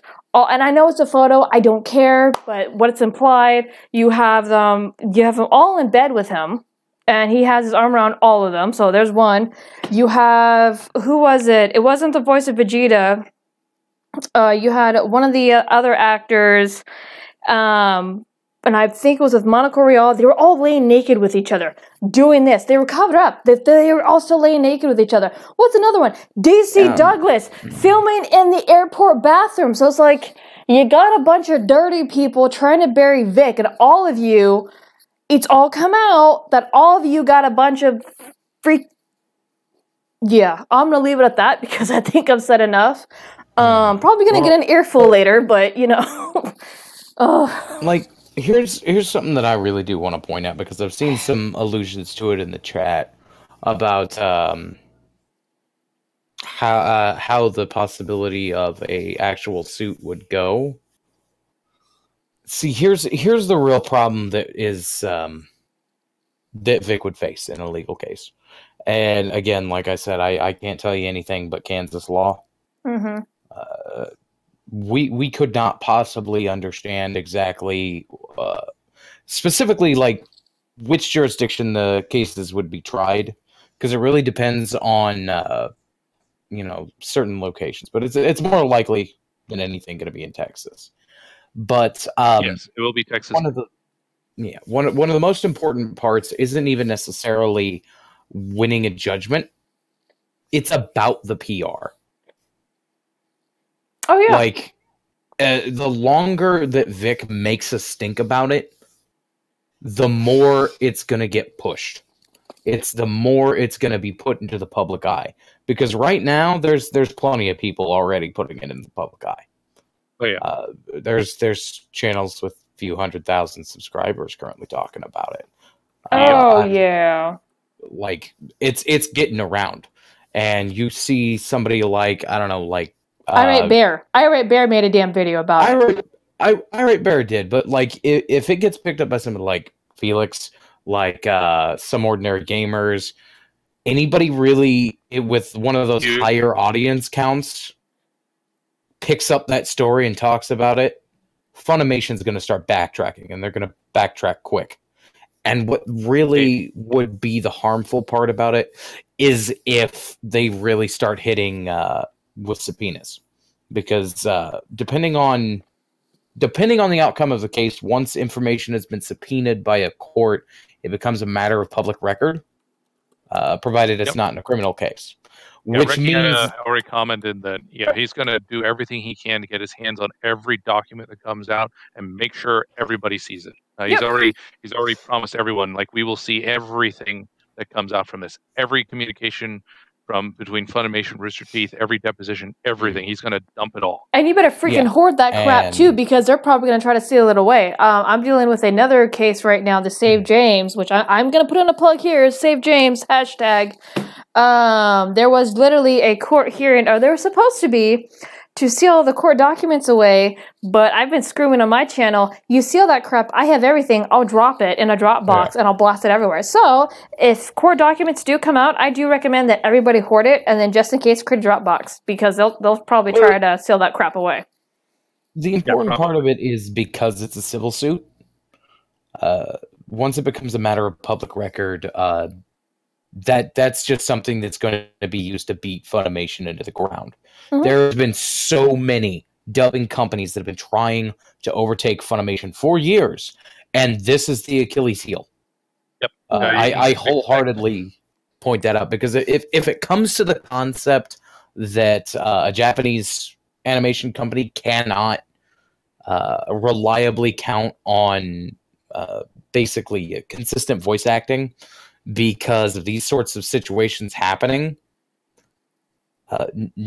they will drop a dubbing company. You've seen it in video games several times. With and some of important to note too, some companies like Funimation, while they have in-house actors, sometimes they also will contract third parties.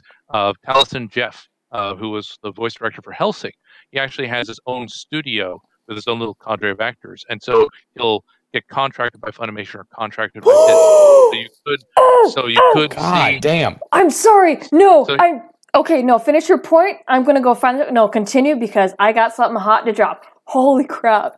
Oh, okay. Well, the main point. Oh dear, which point did I want to drop? I always drop the one about Nemeki. I'm getting lost because we're bringing up so many things now. I'm forgetting the points that I wanted to bring up. Because I try to hold to let you finish, but oh man, what was it? So what were we talking about like 5 minutes ago? Someone refresh my memory here. The concept of the legal case or Vic Mignogna himself. No, that wasn't it at all. Or, oh man, I'm blanking on like every single point. I finally have time to talk, and now I'm blanking on every single point that I was going to make. I'll start with one. So I used to be friends with Mars Girl, like in real life. She lived in San Antonio. Public knowledge. I live in Texas, so I knew people here in Texas. I've actually met a decent chunk of the Channel Awesome crew. In fact, back before everything was bad. I've even met Jew Wario once at a convention. He was dressed as JoJo. I was actually cosplaying as Dr. Insano. That's what caught his eye. He was like, "Oh, you're Dr. Insano." I'm like, "Yeah, you're Jew Warrior." So we posed for a picture of it. But that was not in Texas. That was somewhere else. But I used to be friends with her. She was okay. Like a number of years back, she was fine.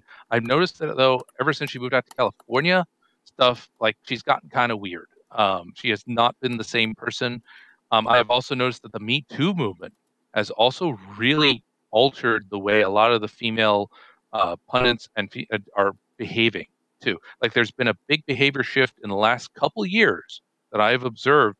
Like people I used to know who used to be relatively sane have just kind of gone woo crazy nutty. I mean, it could also be Trump derangement syndrome here too. I mean, let's not discount that. But yeah, same with like now I can't say I know Dominic Sky. Like she's in the same con circuit I used to go to, but I think I dropped out of cons around the same time that she started doing cons. So I don't think I've actually met Dominic Sky, thank goodness. But she's a horrible, horrible person. She actually was just doxed a guy on her Twitter earlier, saying, here's one of the guys who was coming after me. Oh, look, I'm going to start contacting his friends and family and sending all this stuff. So she's a doxer. She's like Renfamous now. So Dominic Sky is in the same category as Renfamous. She supports doxing. She supports ruining people's lives. Go ahead and drop your thing. No shit. Like I see it too. She is bouncing in her shit, dude. Because like I said, the Ranger. I keep in contact. I'm talking to some of the higher ups in the Rangers, and I just checked my inbox with some of them. Y'all are gonna love this shit. Let me see if I can actually zoom in on this. Okay, so one of the lawyers, because before you guys call this a sock puppet account, he is followed by Nick Rikita. That's Rikita Law down there. Here is Montoy running his mouth. No, he isn't. You trolls think him blowing up was an offensive move. Sorry, it was defensive. He knows the skeletons he has hidden that are coming back to haunt him. And then here's Ty Beard. We'll be in touch. I'm sorry. I have to share this shit.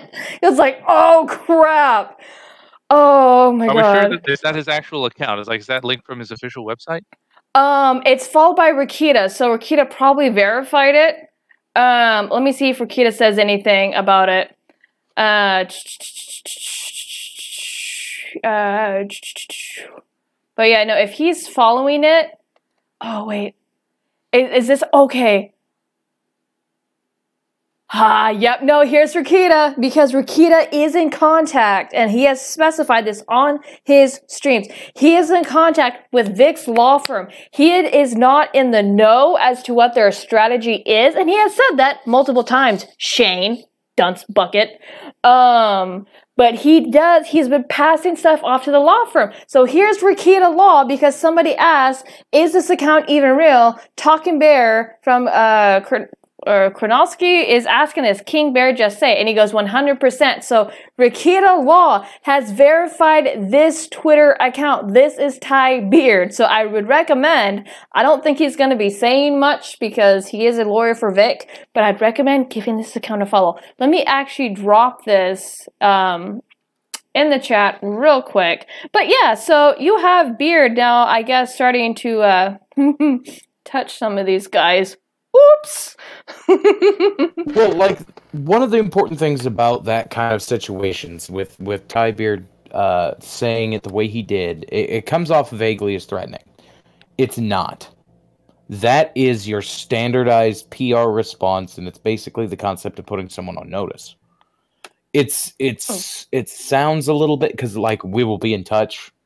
It's a canned response, but it is, if it is actually his account, which I won't say it is or not, because I don't know how much verification has gone into it, but if he's actually it's Rakita Law responding, like, I don't know Rakita Law from Adam. Okay, I don't know him. Well, I can verify for those of you who are curious, because I can verify for Rakita Law because Vic has come out and backed the GoFundMe by Rakita Law.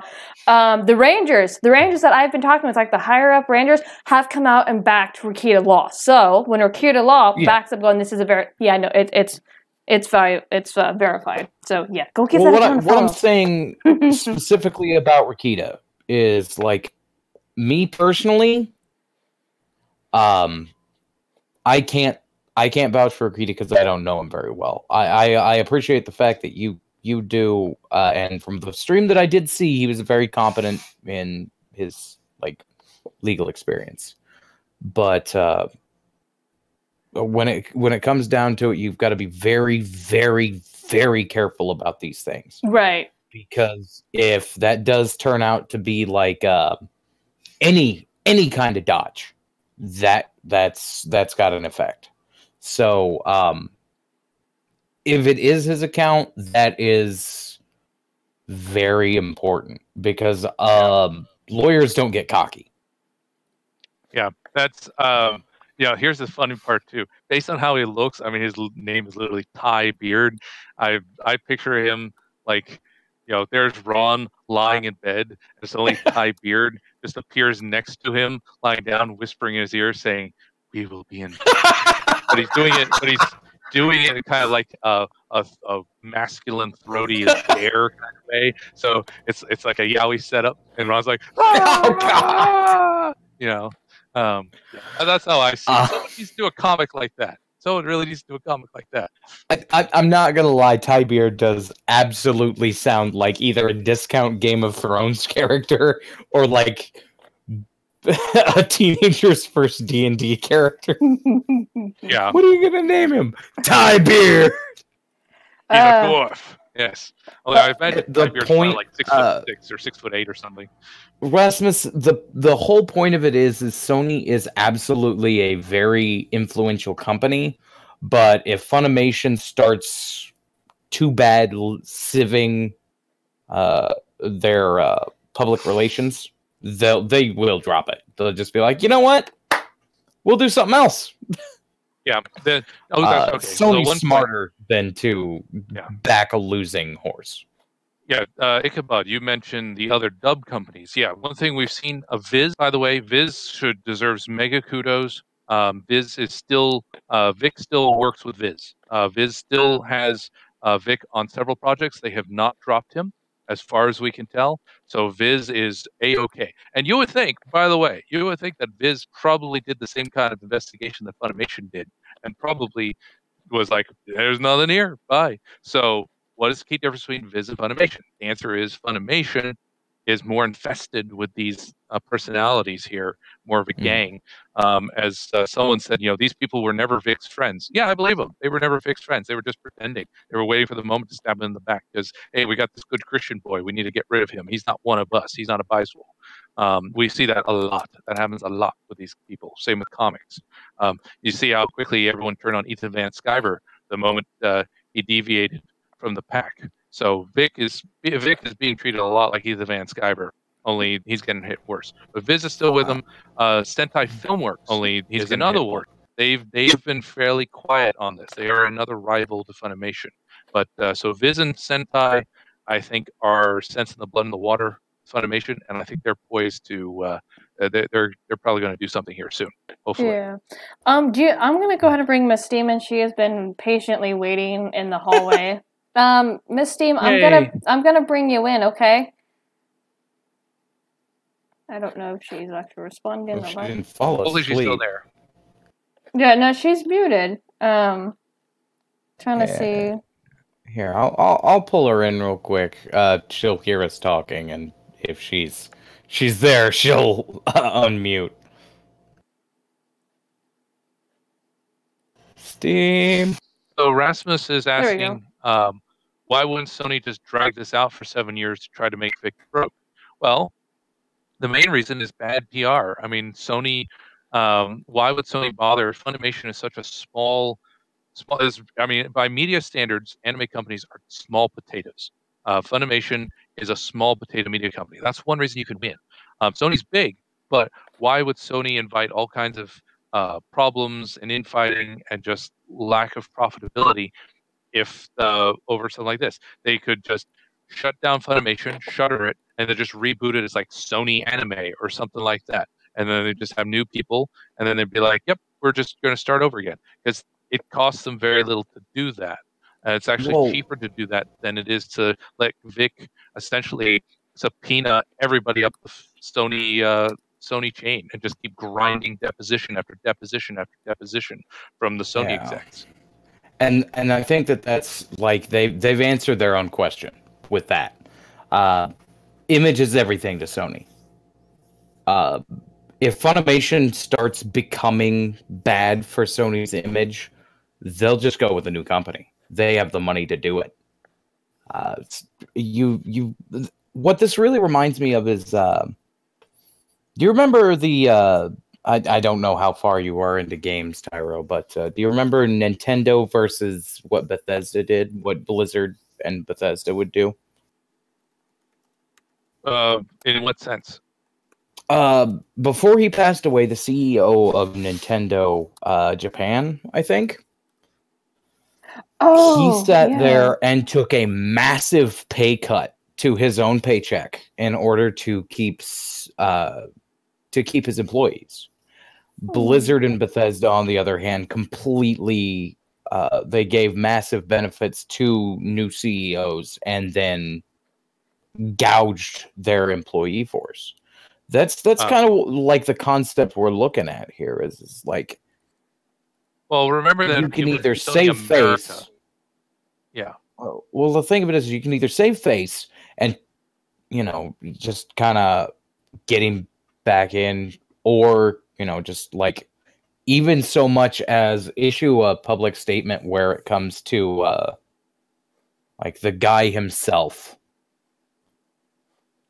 is where Vic would be happy, or they can take this PR hit. And the thing of it is yes, in a lawsuit, both sides have to be quiet. But in a civil case, it gets moved over into the public record, which means if anybody makes a formal request with the courts in Texas, they can receive the information that would be considered not necessarily like personal information. Like they could get copies of documentation that were submitted to the court under public. Also, hi. Hi, Miss Steam. Hey, Miss Steam. But like, you have to think that right now, yes, in the lawsuit, both parties are going to be quiet. Sony Funimation is absolutely going to be quiet. Vic is absolutely going to be quiet. But nobody else is going to be. Yeah. Like, oh, no, definitely. We're not being quiet about it. Nope. Yellow Flash isn't being quiet about it. Rakita's not being quiet about it. Irate Bear, freaking Hero Hey. Like, my feed was completely filled with various YouTubers all talking about this Vic Mignogna situation. Even people I never even heard of before. Because, like, I don't know who Hero Hey was. I didn't know who Yellow Flash was. Wait, no, I did know Yellow Flash because I started watching their stuff recently. But when it comes through all of it, nobody else is being quiet about this, and I guarantee you that there will be a massive PR backlash against Funimation. Oh yeah, there already is. So yeah, no, like the thing of it is you got to look at this not from the standpoint of a lawyer. You have to look at this from a PR standpoint. This looks awful on Funimation. oh yeah, This looks big time. god awful on them. Like, Oh, yeah. I personally, I'm gonna watch the subs, and I hate subs. Yeah, even Rooster Teeth is not emerging from this intact because you just had the controversy. Was it last year or the year before with how they treated Monty Ohm's widow and just the complete crap they handed her. Like as soon as Monty Ohm passed away, they did everything they could to just shut her out and get rid of her. Like they didn't talk to her. There were no condolences. They were like, "You're an unperson. Bye. Like we don't like you. Go away." And it's just exceptionally bad behavior toward the widow of all people. And Monty Ohm's friends and stuff even were started, like anyone who was like, but Monty Ohm wouldn't want Ruby like this.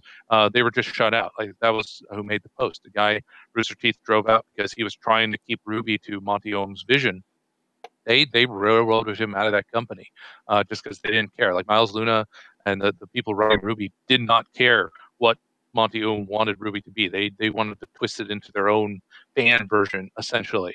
So you had that controversy drop, and that hurt Rooster Teeth. And now you have this, where they're dropping basically one of the key voice actors of Crow, like one of the most popular characters, all that. And you've had now, Monaco Real, of course, does voice acting for them, but you had two of their other voice actors gotten embroiled in this. Rekieta was, Jen Brown. I don't know what she does exactly, but she's one of their voice actors. And you had the voice of Ozpin coming out and slamming not just Vic, but all the supporters of Vic and saying, "Oh, you guys are misogynist and toxic," and blah, blah, blah. It's like, and Miles Luna, too, of course, has also weighed in on it and called fans terrible. And so you have Rooster Teeth and Funimation both taking hits from this. I mean, like, we thought that this year was going to be the year that Crunchyroll blew up because they got High Guardian Spice going down the pipeline, and everyone was like getting ready for that, getting ready to shit all over High Guardian Spice. Lo-Fi and I are still ready to do that. Like we thought Crunchyroll was going to be the vanguard of the Weeb Wars. Nope, Funimation and Rooster Teeth are like, hold my beer, we got this. This is out of nowhere too. I was not expecting these two companies to be doing this. This caught me off guard. Well, like you got to think, Tyro. Like people like me, I've been watching Rooster Teeth stuff since like the first few episodes of Red versus Blue. Yeah, I've been subscribed to them when I was in college. I remember watching Red versus Blue in college. I remember Ruby when it was word of mouth on YouTube. Oh, yeah. Like season 1. Yeah, season 1 was actually pretty decent. But like this is kind of my point. Like I've been a fan of Hell Dragon Ball since I was 10, and I'm done. Like I have no interest in watching Dragon Ball anymore. I have no interest in anything Rooster Teeth anymore. If I want to watch it, I'm gonna go with the subs instead of the dubs anymore. And now every time I hear Goku, instead of hearing a strong hero with Goku, I'm just going to hear, "I'm not a beta. I'm not a beta." He has own reputation on the line to defend Vic and has stood by his side. And this is despite the fact that Todd and Vic did not get along. They're not friends, but Todd did the right thing, and so he deserves some kudos. Two other Dragon Ball casts: Chuck Huber, the narrator, and Greg Ayers, the voice of Frieza. They have both been quiet on it. Rumor is that Greg Ayers is on Vic's side on this. He's just keeping quiet because right now the word is any voice actor who speaks in favor of Vic will probably be blacklisted from the industry because there are powerful forces aligned against Vic here, but in the not the voice actor, but in the executive level. And they can apparently pull some strings. Not Viz, as I said, but in Funimation, apparently some of the executives have had it in for Vic. Again, he's an outspoken Christian boy, and that does not fly in Biswell circles. So you stand up for Vic, you're going to get blacklisted. Another one is Caitlin Glass, who's the voice of Winry from Full Metal Alchemist. I've met her several times. I really like her. She's a really nice person. She has kept completely quiet. So she has also been very professional about this. Even if she doesn't like Vic, she is remaining professional. So good on her. And that's kind of the point. This is what I want to stress, because this has got very much akin to things that like Blizzard has done in the past. When you actively potshot and you have just awful business practices, you will go down eventually. You will burn more and more of your audience as time passes on. And as it keeps moving on, eventually it's over. You will have alienated every person who wanted to support you. Like, look at the Fallout series. As time has passed, each worse rendition of it, each worse game has done worse than the last. And that's never how it should go. Huh? What I tend to notice with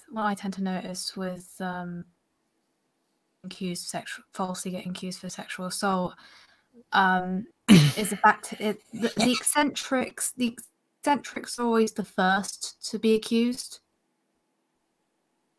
Vic is a very eccentric person. They're always the first to be accused because we're the weirdos. It's not just that. And this was supposed to be kept under wraps, but I got linked to a YouTube video because it's out in the open, so I'm going to mention it.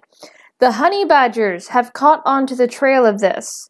And they talked about a very specific thing, which I knew about it, the Rangers knew about it back in January. I learned about it at the end of January, and I've kept my mouth shut because they did not want it advertised. But the Rangers, or the Badgers, the honey badgers, already covered the damn thing.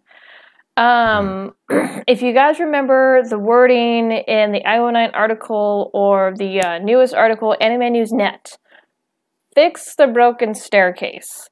That is actually very important because there is a huge ass list, and Vic Mignogna is number 3 on this list of people that they're going to go after for sexual allegations. And I'm trying to see, you know what? Yeah. It's already linked in the Honey Badgers thing.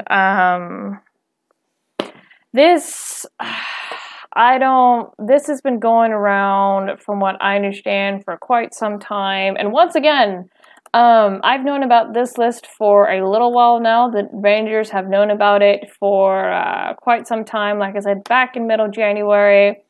It was supposed to be kept hush-hush because we didn't want it advertised. But I don't even know if it's a good idea to show the freaking document. I pulled it up with a simple Google search when somebody gave me the specific keywords, and it's like, okay, this is actually a Google link. A quick note: Bounding Into Comics actually broke the story 3 days ago. On their new site. Okay, so this is pretty much out there. So for those of you who have not seen what this is, because you know what, at this point you can't keep this under wraps. Let me share my screen.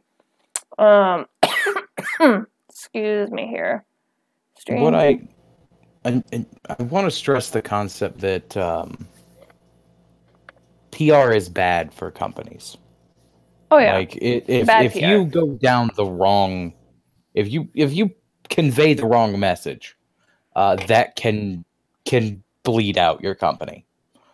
Even huge companies like Disney even has been losing money on some things, and they're losing money because they're kowtowing to the wrong people or they're making huge mistakes. Mm-hmm. If like Captain Marvel bombs, they will change their strategy, and that's one of the things that's always made Disney one of the most adaptable companies, is because they are willing to absolutely cut losses. And they won't kind of play around with cutting them. It's gone. You're out. And they will do it instantly. Yeah. And I think Sony would have the same, or at least a similar mindset of if Funimation starts to leak money, they'll just cut it. Mm-hmm. There's no reason that they shouldn't just find a different dubbing studio.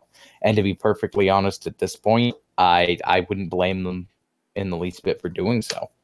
Funimation is not being adaptable. They haven't been for years. let's be fair. They've used the same 10 voice actors for almost everything they've done for the past 10 years. And yeah, like almost everything that they dub over, they use the same 10 people. And now they've basically cut one of those people completely out. Yeah. So if you guys look at the feed, this is the list. It's now starting to make its rounds in publicity. This is a list. It's also super blurry. Huh? It's also super blurry. Oh, let me... Yeah. Okay, it's not just me. I thought it was my connection was slow. I don't listen to a lot of dubs, but whenever I do listen to dubs, then it's usually covered by Funimation. I do hear the same voices over and over again. Oh yeah, hell, Piccolo's voice has been in everything. It's cleared up now. Okay, I'm giving the go ahead to freaking blast it. So I'm gonna drop the link in the chat. I'm also gonna drop the link in the request room. Yeah, I posted a link to the news article in the Discord. Oh, no. I got the actual document for Fix the Broken Staircase. I don't need the article. I got the list. Oh, wow. Okay. But this is... I'm not surprised that something like this exists. We actually saw... last year, there was actually a website that attempted this, I think at a university, where they just listed names of men with just anonymous accusations against them with no proof, and it was just a website blog that just listed all their names and personal info and just what they were accused of. Didn't have any evidence of it. Didn't list who the accuser was.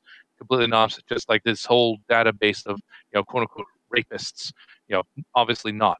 And so I'm not surprised to see that on a professional level either. Oh yeah, BuzzFeed was involved in that last list because I read about that list. It got destroyed. But yeah, this is what you would call... Boys and girls, back in the day, this is what we would call a freaking burn book. Middle school, high school, where a bunch of rumors got written about you and passed around. So you had, this legit happened to me when in middle school, there was a freaking, I hate these fucking things. There was a burn book going around. My name got put in the damn thing. So I had people that I didn't have any idea who the hell were, spreading rumors about me or whatnot. Anyway, old stuff. But yeah, this is... Go ahead. Huh? I've never heard of a burn book. That's a first on me. Oh yeah. They have another name for it in the world, and it's called conspiracy to commit slander or libel. Yeah, burn book is a middle school, high school term. You can actually see the concept for those of you who have seen Mean Girls, where they mess with a burn book. It's pretty much people, a bunch of rumors you stay away from because of said rumors. So, as you can see, because I posted the link or whatnot, Vic Mignogna is third on the list. Now, I'm going to go to link this cell, because these cells are individual links, and it's a pain. Okay, thank you. Okay, so as you can see, because I started to read through these, I have no idea what the crap I'm reading because a lot of these have no mention of Vic, so I don't understand. I'll show you one. Snorlax.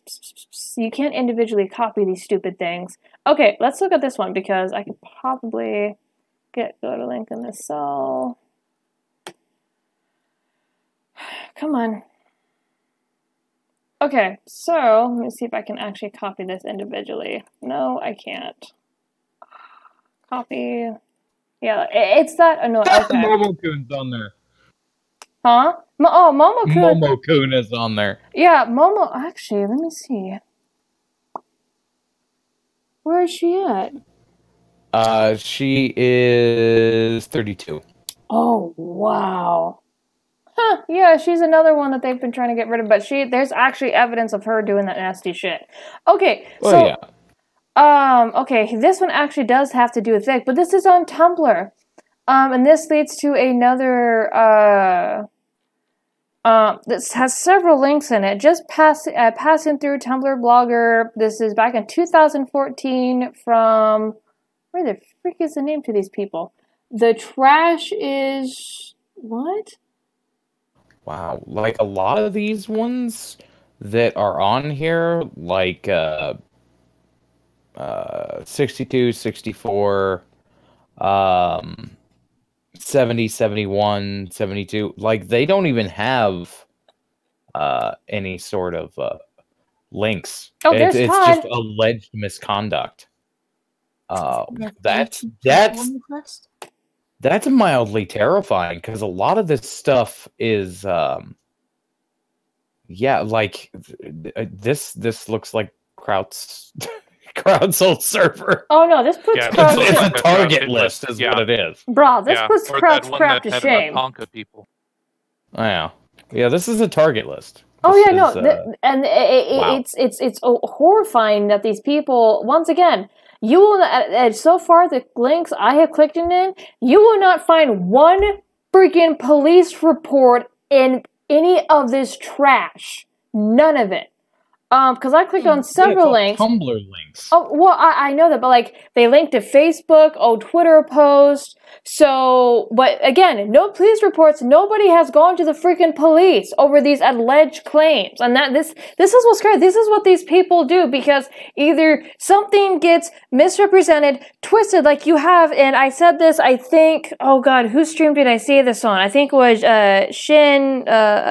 The other guy I was streaming with was the girl that Marsco retweeted, Han Leah. She is a freaking yaoi artist. Her Tumblr's now gone because she went and shut that down. Oops, busted. And then because people started to dig through her stuff, because she kept shilling out this Curious Cat with a Curious Cat account that had another name, Go Eek. So you type in Go Eek and you pull up Google Images, because Google Images are nobody's friend. It still holds onto the images. You will see a bunch of yaoi shit. So yeah, no, she was another disgruntled yaoi artist. Go ahead, Miss Steam.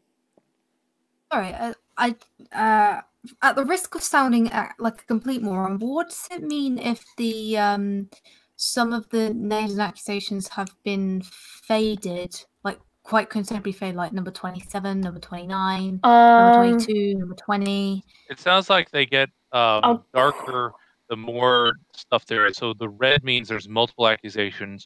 The black, I noticed, all have links to them. The gray ones tend to be unsubstantiated, basically. Okay, but there's names which are faded.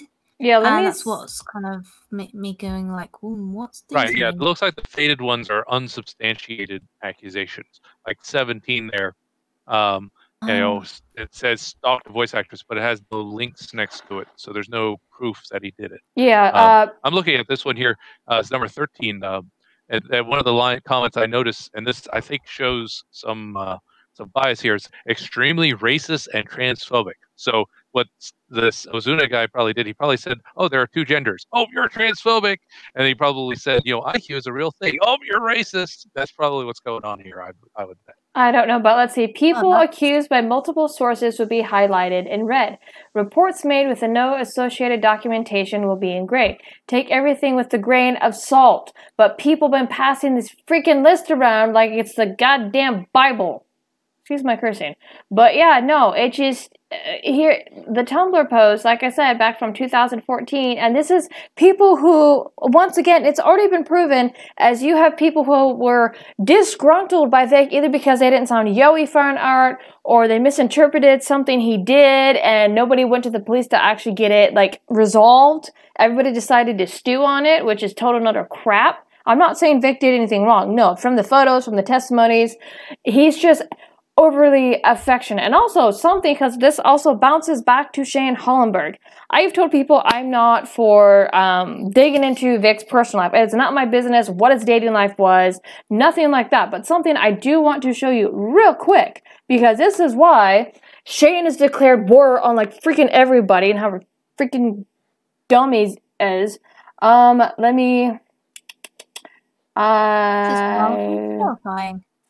You know. Oh, wait, hold on, where is it? As a side note, I figured, you know what, why not? I would go ahead and take a look at just one of the bigger YouTubers that's covered this. Mm-hmm. And one of them is a YouTuber by the name of Lost Pause, whose video oh god, I lost track of it. Who's done a few videos on this, and one of them was called Vic Mignogna Allegations Proven False. And Huge Network Calls Me a Bad Name. He's got about let's see, what was it again? 1.3 million subscribers.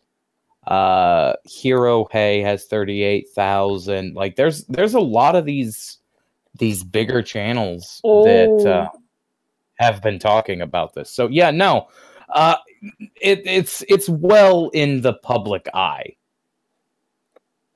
Oh yeah. So, here's the thread. Is Nick Smalley, who's a cosplayer YouTuber.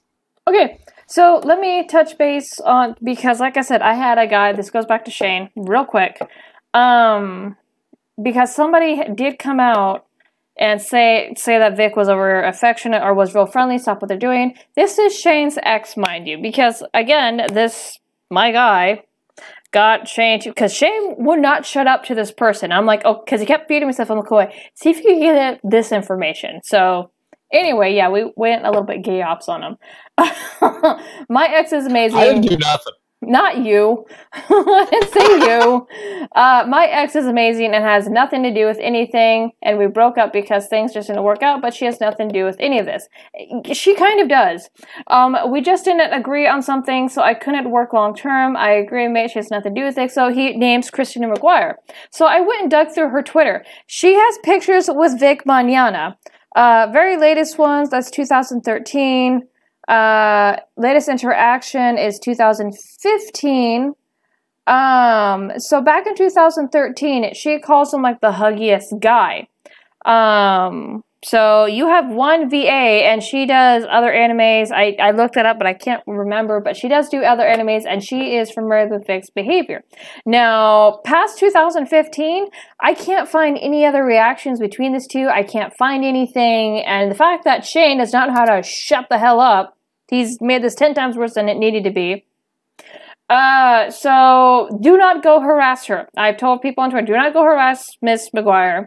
But she has had interactions with Vic Mignogna, huggy pictures as well, and even come out saying she's huggy. So she's a very distant piece of the puzzle. I don't know if she has anything to do with this. I went through her Twitter. There's nothing of kick Vic, I stand with Vic, nothing of that nature. I could be blocked by this point, yeah. So, but I don't know where her stance is on this, but as far as 2015, there's no mention of Vic beyond that point. So yeah, I just want to point that out because it's like another VA came out. Granted, it was 6 years ago, but knew of how huggy he was. So when you have all these Tumblr people, you have all these other idiots coming out, oh, well, he did this to me, he did that. Nah. No. It's a bunch of disgruntled people making up shit. And also, let me say something else too, because there's a photo in the Ann network, or on that Ann article in regards to the phone number in the Madonna phone book or whatever. From what, and this comes from Vic's own mother, mind you, there is no proof that Vic even gave minors his phone number. A lot of the higher-ups had the phone number, so more than likely it got passed around. But because Ann tried to show the photo of a phone number, and they blocked up some of the things saying, oh, well, Vic gave minors a phone number. No. There's no proof that even happened. There's a couple of people who had Vic's number, and it got spread around. Someone could have picked it up or could have given it to these kids. Like, yeah, here, we have his phone number. Go ahead. So I love the twisting of Garbo that's going on. But yeah, like I said, link to the list. You'll see it's nothing, a bunch of Twitter posts, Tumblr posts, no police reports, and then half the stories that are listed have nothing to do with Vic, mind you. So I am like really confused about this list too. There's a lot of shit that has nothing to do with Vic. It's an industry block list. Mm-hmm. It's a blacklist. Let's be perfectly honest with you. No, definitely. You look at all of the correlations. It's absolutely an industry block list. Oh, definitely. Oh yeah. It's a hit list. This is we're going back to the communist days. You know, have you now or ever been someone who disagrees with intersectional feminism? You know, that's the new McCarthyism. Are you now, or have you ever been associated with the MRAs? Or associated with the alt-right? Because remember, if you're not an intersectional feminist, you're alt-right. I always hated blacklists. Blacklists have always been a way to abuse things. Blacklists just straight up can destroy a person's life. If you get fired from a company, you didn't even have to do anything. Like, for instance, the industry is massive with blacklisting because back then, like, they could get blacklisted for anything. If your boss didn't like your face, boom, you're blacklisted from the animation industry. I know it's not the voice acting industry, but blacklisting just ruins a person's chances of ever getting a good career again. And 9 times out of 10 it is horribly abused all the time. Yeah. Yeah. And I hate blacklisting, and it should be illegal, to be honest. Like, it's unconstitutional and it should be illegal. But of course, you know, we'll make it legal because it's easier for us, when actually it should be illegal. It's unconstitutional. Oh yeah. I mean, No. that said, I am in favor of like getting a list together that compiles a lot of the crazy stuff that some of these people are saying. Like, one idea I floated in the Stand with Vic server is what we do is we take a lot of these public comments that people made, like Dominique Sky. Dominique Sky is an easy one because she is a very horrible person. Like, she's a doxer. She's made outright threats to people. She's threatened Nick, Reki at a law. She's threatened to try to track him down, hunt him down. But you take these comments, and what you do is every time you hear the convention invite someone like this, you grab all these screenshots. You have like a pre-made packet that you can just boom, send it off to the convention and say, "Hey, here's the kind of person you're getting as a guest. They're kind of dangerous." Like, Dominique Sky should not get cosplay guests at any convention ever, because she is a threat to whoever attends there. And I mean, we see that in her behavior. She's a crazy, unstable lady. Or thought, whatever. Anyway. Like Tyro, I just have to note this because, again, it's kind of what's been conveyed to me as kind of like Vic's opinion on it. He doesn't want any of these people like hurt over this. So specifically with the Vic like in relation to the Vic Mignogna controversy, I don't want anybody to lose their jobs. I don't want anybody to get like blacklisted from conventions or any kind of like stuff like that made, because here's the thing. The guy's a good dude, and he wants everybody to come out happy. I'm just voicing that. Yeah, I'm not saying like go up and like punch him in the face or anything like that. Don't cause violence to him. Don't harass them at home. I don't want anyone to call him at home. What I'm saying though is some of these people are actual threats to con attendees. Like, if they are at a convention, they are dangerous for people to associate with in a public space. That is what they have demonstrated with some of this behavior. So, warning the convention that this is the ball of crazy that you're inviting into your convention space when you invite them. And you're not harassing them either, because they're using their own words. That's what I mean. It would just be screenshots of their statements, their words, what they have said to others. And that would be the basis. You wouldn't be saying, "Oh my God, this is a horrible person because I say so." You're like, here's stuff they've said. Are you sure you want to associate with this person? Are you sure you want to destroy your brand? Are you sure you want to risk them turning around and saying, "Hey, I had a bad experience at this con, so I'm going to accuse the con chair sexually harassing me"? Because that's happened. That does happen. Mars Girl actually accused in like San Japan. She accused the con chair of San Japan of sexual impropriety a number of years back. That was actually, I will say, that was while I was still friends with her. That should have been a warning sign. I believed her back then. Now I don't. Now I definitely don't, because I'm like, oh, that was the warning sign that she's nutto. So, but he was fine. I mean, it did end up being false in the end, because it turned out it wasn't physically possible for him to be where they were saying he was. So he survived that. But she has like attacked convention chairs before. Oh wow! Yeah, no, that's understandable. Yeah. I was gonna note we are getting kind of into time. Yeah, no, I see it. I'm just like, what time? What are you talking about? We try to keep it to 2 hours, but this is cascading a little bit over, simply because of the grandeur of what's been going on, and it's been such a crazy week, and we just had one of Vic's own lawyers touch base with somebody on Twitter. Oops. We had Yellow Flash, because we talked a little bit about the DC Douglas video. Yellow Flash actually reported that to the airport, and DC Douglas, because people try to tell me, oh, well, it's no big deal. He went to the wrong bathroom and filmed. If you go to the wrong bathroom, get the fuck out. So, and but he has behavior of doing this because he was bragging about it. He made this entire thread on Twitter and he was bragging about how he did it. And he even did a timestamp. I'm like, yeah, go look at his feed, man. He's bragging about doing this shit. He's disgusting. Well, clearly he just identifies as a woman. There you go. I guess. But yeah, let me touch base with the chat because I'm sorry I've been ignoring you guys. Owly. Oh, Miss Owly. Hoot. Hi, Miss Owly. Hides behind the raccoon. We have your boy. Yeah, Ali says SJWs aren't even happy with each other. Yeah, no, that's why they eat their own. Oh yeah. What breeds the Biswell mentality fundamentally is self-hatred. It's rooted in a dislike of yourself, and because you hate yourself, you cannot like others either. It's all surface level with them. It's also why they act like a mob. It's why they turn on each other so easily. Coach Red Pill. I'm not an MRA. I don't agree with Coach Red Pill on everything he says, but he did a video that's very relevant. It's called Slatternly Women.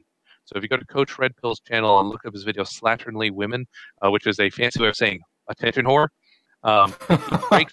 he breaks down the mentality that underscores like Dominique Sky or Jesse Pridemore or Monica Rial, these people who basically use sex for attention as opposed to using sex as a natural consequence. Like instead of sex as a logical consequence of love or affection, they use sex as a means for attention, like Dominique Sky. In fact, a lot of cosplayers do. Jesse Pridemore. Yeah. Yeah. I mean, oh God, Jesse Pridemore. Yeah, I mean, she got to bang Todd just like she always wanted. Then she got to scream rape about it, so she didn't have to feel ashamed for being a slut. Anyway, I honestly feel that it would be a disservice to the audience if somebody doesn't say it before the end of this. But be gone, thoughts.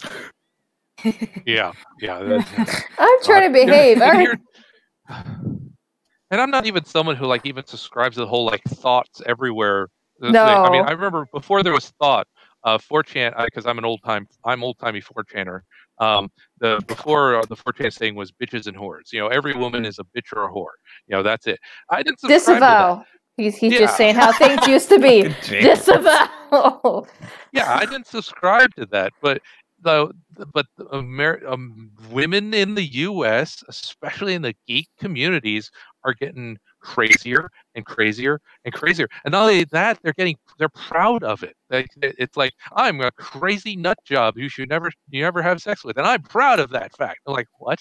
Why are you proud of this? This is awful behavior. You are destroying things. You are a destructive personality. You should not take pride in this thing. And I don't comprehend it. It's just so irrational. I mean, I don't get it. Maybe it's my tism. You know, my tism makes it hard to understand irrationality. It actually doesn't really surprise me all that much because look, I've been looking back on mentality on history for a massive video, but what I've noticed is, I don't know if anyone knows, but there was this thing called the Indecent Home Act, which the UK government was trying to push in the 80s, which was anyone who was having anyone who wasn't having vanilla straight sex was automatically a paedophile and would be an arrestable offence. And feminists actually advocated for it. Like, they were very for it. They hated gay people. They hated people in BDSM. They hated people who wasn't vanilla and straight. And they were for the Indecent Home Act. And when I saw that, I was just going like, it's been scummy. Yeah. Well, there are sex positive and sex negative feminists. That's actually a rift between those two groups. So you do have like the TERFs, for example, who are nut jobs. They hate transgender. So you'll see TERFs agree with someone like Sargon about the whole like 99 gender thing, saying no, there's men and there's women. The problem is TERFs get there because they are complete nut jobs, whereas Sargon gets there because logic. So So no, there are TERFs, and then you have the SWERFs, who are the sex worker exclusive ones. They're the ones who are like who are like would subscribe to what you just described. They're very sex negative. Anita Sarkeesian is a famous sex negative type. Well, She hates fan service in video games. What I'm saying is that history likes to praise feminism for this stuff, but they refuse to look at all the negatives they did as well. exactly. History, like, did you know that feminists actually tried to do a terrorism act in London? God damn it. That was an actual thing, and no one wants to talk about it. Wait, skirt? What are you talking about? I have no idea what you're talking about. What? Okay, so in the 1920s, basically there was a company that wouldn't hire women, and the reason why it wouldn't hire women is because, well, in the 1920s, it was dangerous. Okay, the only people who could do it was massive, strong men. And you think back in the 1920s, women are either pregnant or haven't lifted a weight in their entire fucking lives. Yeah. Not like now, where you see a woman going to the gym and all that stuff.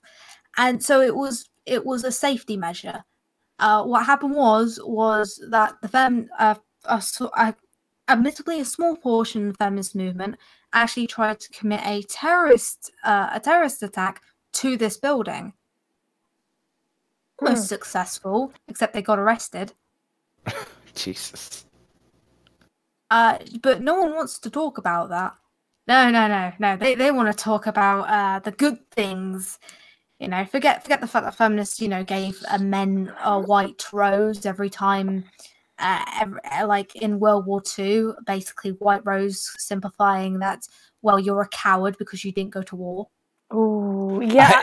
Actually, speaking of which, I forgot what that language is called. It's like Language of the Flowers. I was watching a candy making video, and he was talking about how certain things were communicated with certain arrangement of flowers. So that is a lost language, and I found it interesting that you brought that up.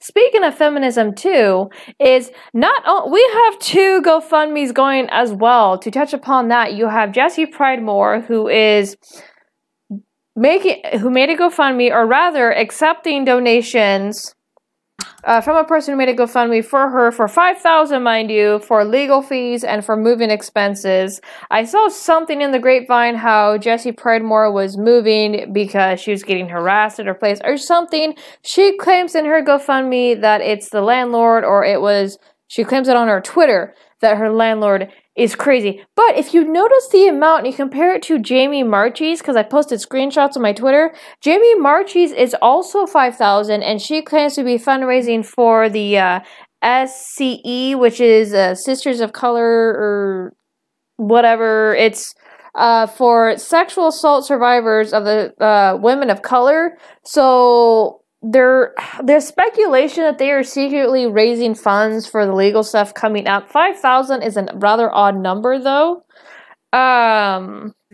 considering how much Vic is having to raise. So I don't know if it's different getting a prosecution attorney. Like I said, I'm not versed in law. I'm not even going to sit here and try to bullshit that. But I don't know if it costs less to hire a lawyer to defend you against someone else versus it costing more to hire a lawyer to go after people. I don't know anything about that. It's my hypothesis. But like I said, go ahead. Defense attorneys tend to be significantly more expensive than prosecution attorneys. Okay. I want to correct There's myself. a lot more work involved in defense. What's up, Steam? I want to correct myself. Flying Falcon has come to my attention. It's a white feather, not a white rose. Thank you for correcting me. Okay. Yeah, it's a chicken feather. Wow, that's even more insulting than the rose. I think it would have taken the rose. Jeez. It was pretty on the nose, to be fair. Yeah, there's actually a movie called, I think, The Five Feathers, which is about a guy who couldn't go to war because he had to take care of his family, so he ended up getting the feathers from his male friends. So what he ends up doing is he actually ends up going to war. He saves their lives and he gives them back the feathers one by one. Oh my gosh, that's amazing. During World War That's beautiful revenge. That's amazing. But yeah, going back to the GoFundMes have the same exact amount of 5,000 being a goal. It's really weird that they both did it around the same time. Jamie Marchi has also been caught donating to her own GoFundMe, which, by the way, somebody decided to reach out to GoFundMe because I did retweet it. Somebody reached out to GoFundMe. Let me actually see if I can find the, it was a young lady. It's a violation of their TOS, isn't it? Yes, it is considered misleading or fraudulent. Hold on, let me go see if I can find this, young lady. That's Jamie. Dozens. I don't care. There we go. Chris Matthews. Okay. Go ahead. Oh, one point of clarification. You are allowed to enter donations you get offline into the thing. So if you get an offline donation, you can enter that. But it was not offline.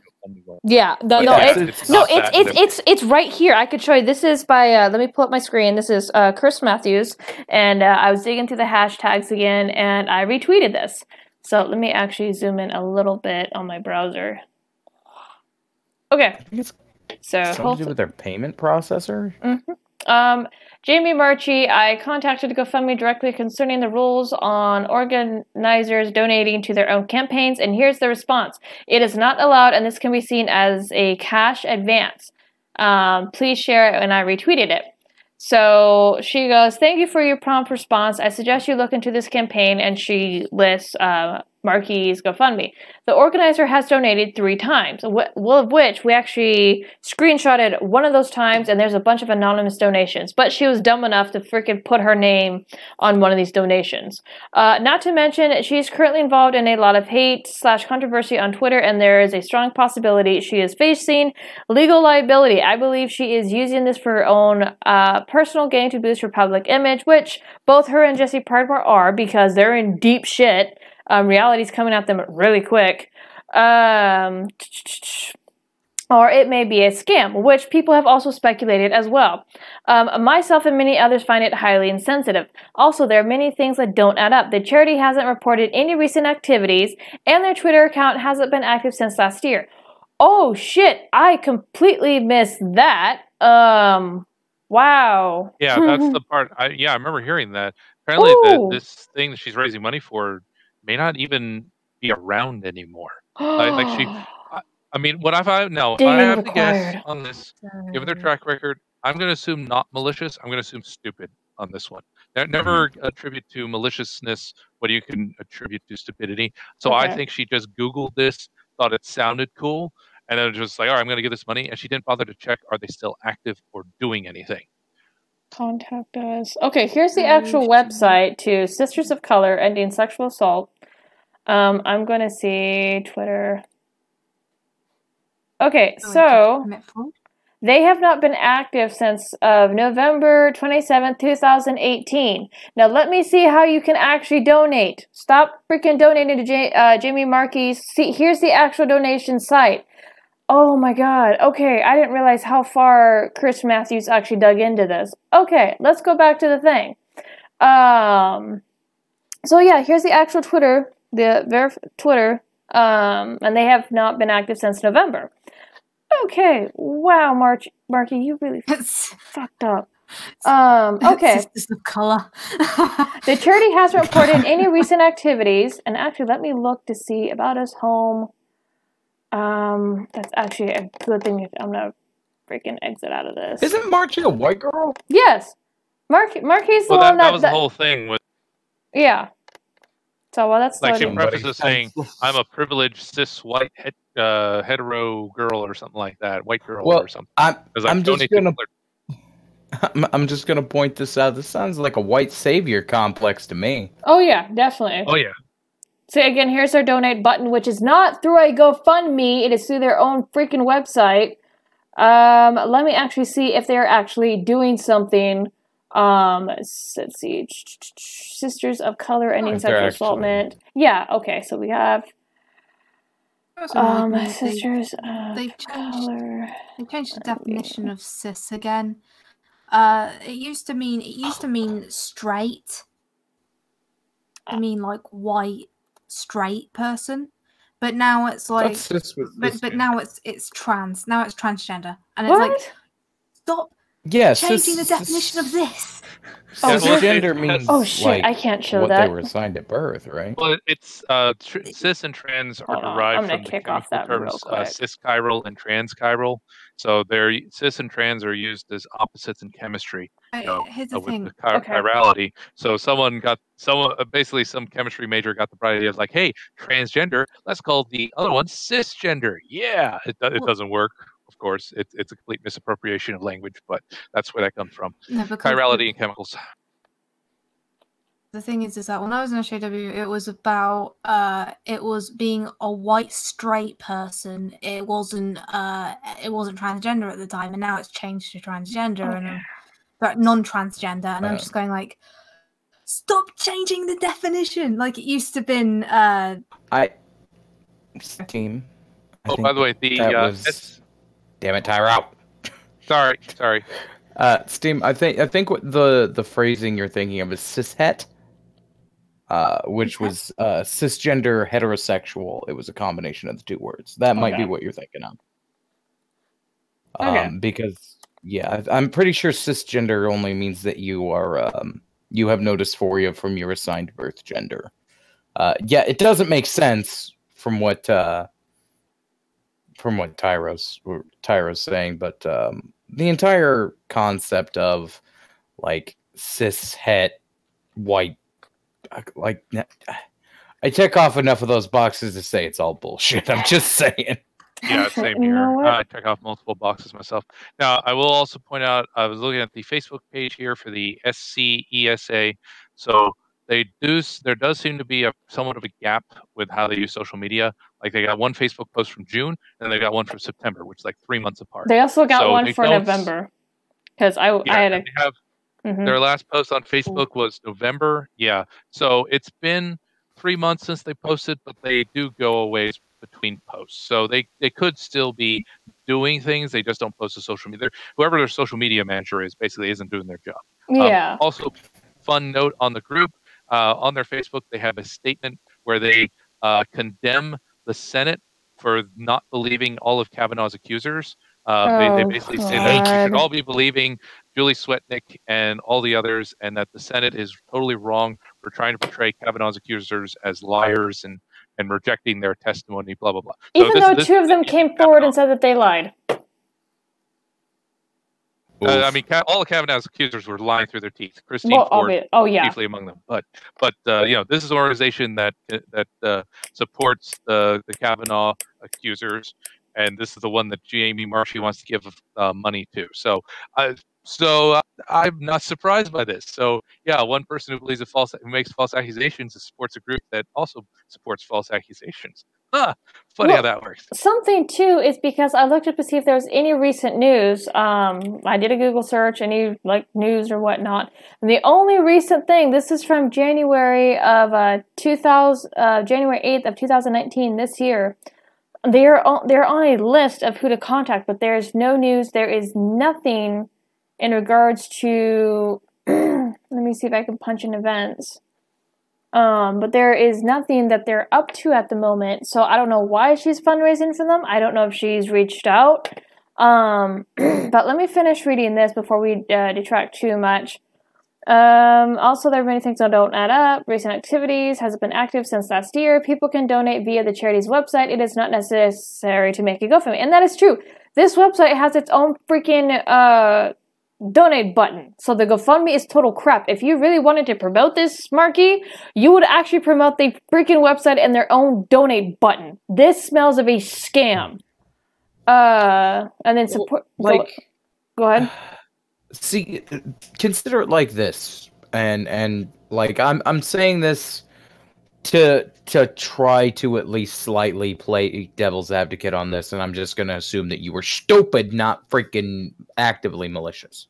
But look at, well, I'm sure. Like I'm trying to give the benefit of the doubt that they're just an idiot. That too. Go ahead. Anyway, so when it came down to do you? I'm sure a lot of people still remember the concept of, but the PETA post where they attacked Steve Irwin. Yes, that was crap. I saw that. Go ahead. Freaking okay. idiots. So in that, I actually made a response to that tweet, linking over to Steve Irwin's a charity that he had promoted when he was still alive. That was basically a wildlife fund to help endangered animals, and I linked that. I linked to the website that leads to where you can donate to them directly. I didn't start a GoFundMe because that doesn't make any sense. That would mean that the entire donation would just come basically from me. And to be perfectly honest, like, that's how you do it with a charity. You don't want to sit there and piss on the charity and act like you're high and mighty. You want to send people to donate directly to the charity. Right. And I'm going to go out on a wild limb here and assume that nobody here supports the concept of either sexual assault or making anybody uncomfortable. Like, we all have a brain. Yeah. That's shitty to do, to sexually assault anybody or to even so far as make them uncomfortable. Well, okay. But if you're I'll going to say make this. the claim. Let's see. I support Sorry, I hear consensual Kitty. sexual assault. How's that? Okay, that's not assault then, man. There's nothing wrong with rape play. Okay. Okay. Yeah. No, I get what you're saying, but not here. That is bedroom talk. No, we're not even going down that. Joking a little bit here. I know. I get. No, Did just. I make you uncomfortable? No, Oh it's my. not. No, it's not that. That is like that. That's a whole nother subject. No. I know. Anyway. I'm kidding around. Sorry. Like, none of us support the concept of either of these things. So when it comes right down to it, we're not sitting here saying don't believe somebody who has made an allegation of sexual assault. What we're saying is if somebody makes an accusation like that, there needs to be some form of evidence, a police report or any such thing. Because okay, wait, who is? It's a serious allegation. Okay, did y'all just? I guess Ichabod, you did not hear that. But the screaming of the cats. Oh, okay. So, if you guys just heard the hissing cat noise, I'm sorry, that's one of the words that they don't like, so they'll hiss, and I put it in there so people don't, like, tell people that, so. Sorry, that just scared the bejesus out of me. I'm kind of glad I didn't hear it then. Well, no, it's through the feed. If you're not listening to the feed, you wouldn't have heard it. I believe it came through the feed. Did you guys hear the hissing? Yeah. No. Yep, they heard it. Oh, that's always... Sorry, that always What the heck was it? What did somebody, like, say a bad word or something? Yeah, okay, so I have Stream Chat Bot, and Stream Chat Bot was supposed to work as another mod because YouTube has cracked down on the chat, so I've added keywords that my cats will hiss at, and if you cause them to hiss because there's a sound file, I will go and look as to see what the context of the word was used in, but if you're just being a troll and telling people to, like, sunset themselves or so-and-so's gonna do this to you, then yeah, because I've seen it done in other chats, like, it's not going to be tolerated here. So I'm looking at the context. I'm sorry, I just scared the crap out of my audience. Looking at the context, it's fine.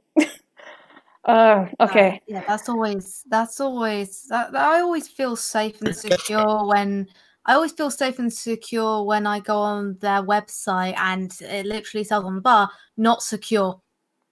That doesn't raise alarm bells for a professional site, no. Jesus. Okay, let's look at the contact us. Yeah, let me finish the... Wait, did I trigger the hissing? Was that me? Yeah, you made them hiss. Okay. What did you do, Tyrone? I said rape is bad, people. Well, obviously. Yeah, no, I said rape is bad. Yeah, no, they just it's the rape word because of other chats I've seen because YouTube's cracked down, so it's like okay, but no, you're fine. It's okay. Yeah, so clearly Memory and Hallow disagrees with the statement that rape is bad. No, they do not like. Damn it, No, they do not like the I'm word. kidding. So Again, I know. let's see. GoFundMe, our payment partner does not because they're supported countries. Our payment partner does not allow campaign organizers to donate to their own campaigns, even if the donation was given to you by someone else by cash or check. This can be seen as a cash advance in the banking world, and our payment partner always reverses transactions like this if they make note of them. Additionally, you will be charged fees this way. Instead, you can add that amount to your campaign's progress as an offline donation. Offline donations are never charged fees because they are not processed by our payment processor. So, let me look at the retweet, because I did retweet this. Oh, where'd it go? Oh, no. Because I actually went through... No. Oh, now it's going to do this. Oh, you can email them. Oh. I thought I retweeted this and added verification. Oh. Yeah, no one has, like, reached out to them, I guess. Let me check my media, because I know I screenshotted this crap. Oh, yeah. There's Shane. There's Shane telling all of us that we're now his enemies, especially me, because somebody was leaking stuff to me, and I put them out, and fuck all of us. And he's now our enemy, guys. Soygoy is now our enemy. Oh, okay, Shane, no. I'm scared. A guy who runs a single convention when I don't go to conventions is now my enemy. Wait, did he just message you, or is this? No. This was that he went back after he got outed, or after he got shown my feed, because he has me blocked, so he didn't catch on till way too late. So when he got shown my feed, he went back to the guy that he was talking with, telling all this stuff to.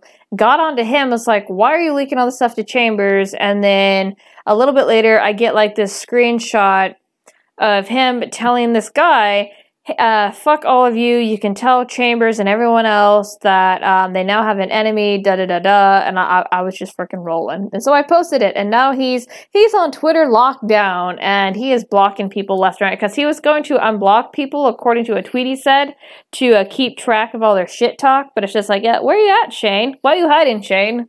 So he challenged the internet, and the internet took their stick and went, no, shut up.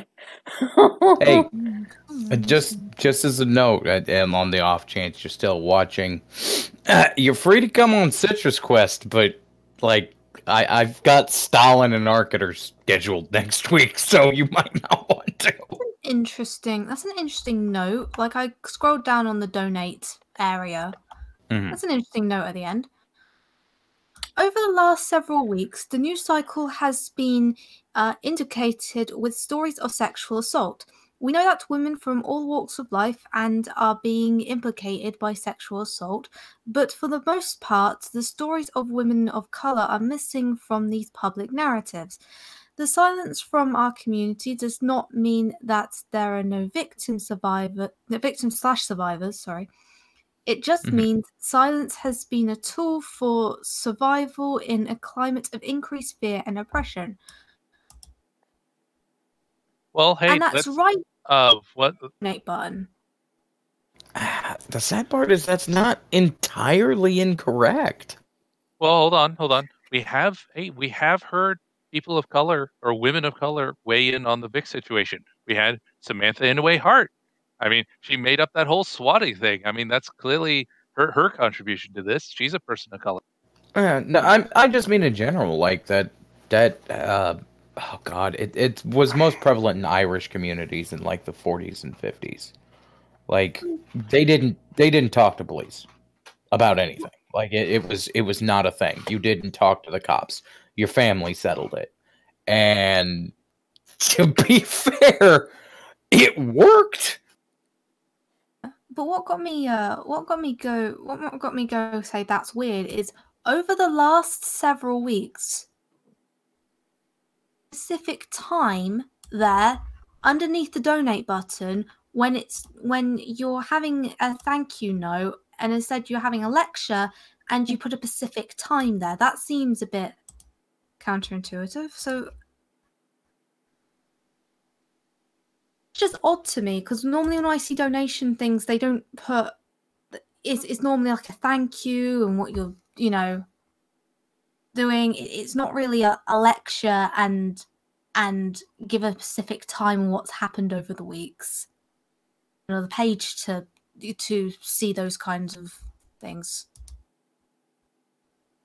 Well, We're going a bit conspiratorial, but it's just a bit weird to me. That's well, all. let me touch upon this as well, because I only lived in Chicago for 8 to 9 months, and I've talked about this on my channel because I went to Job Corps there.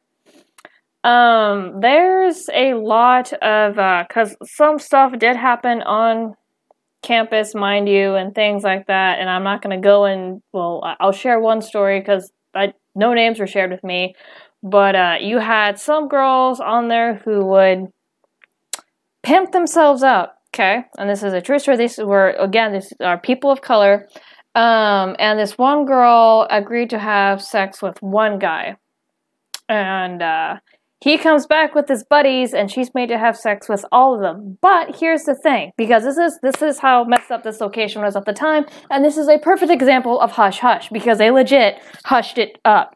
And she got in trouble.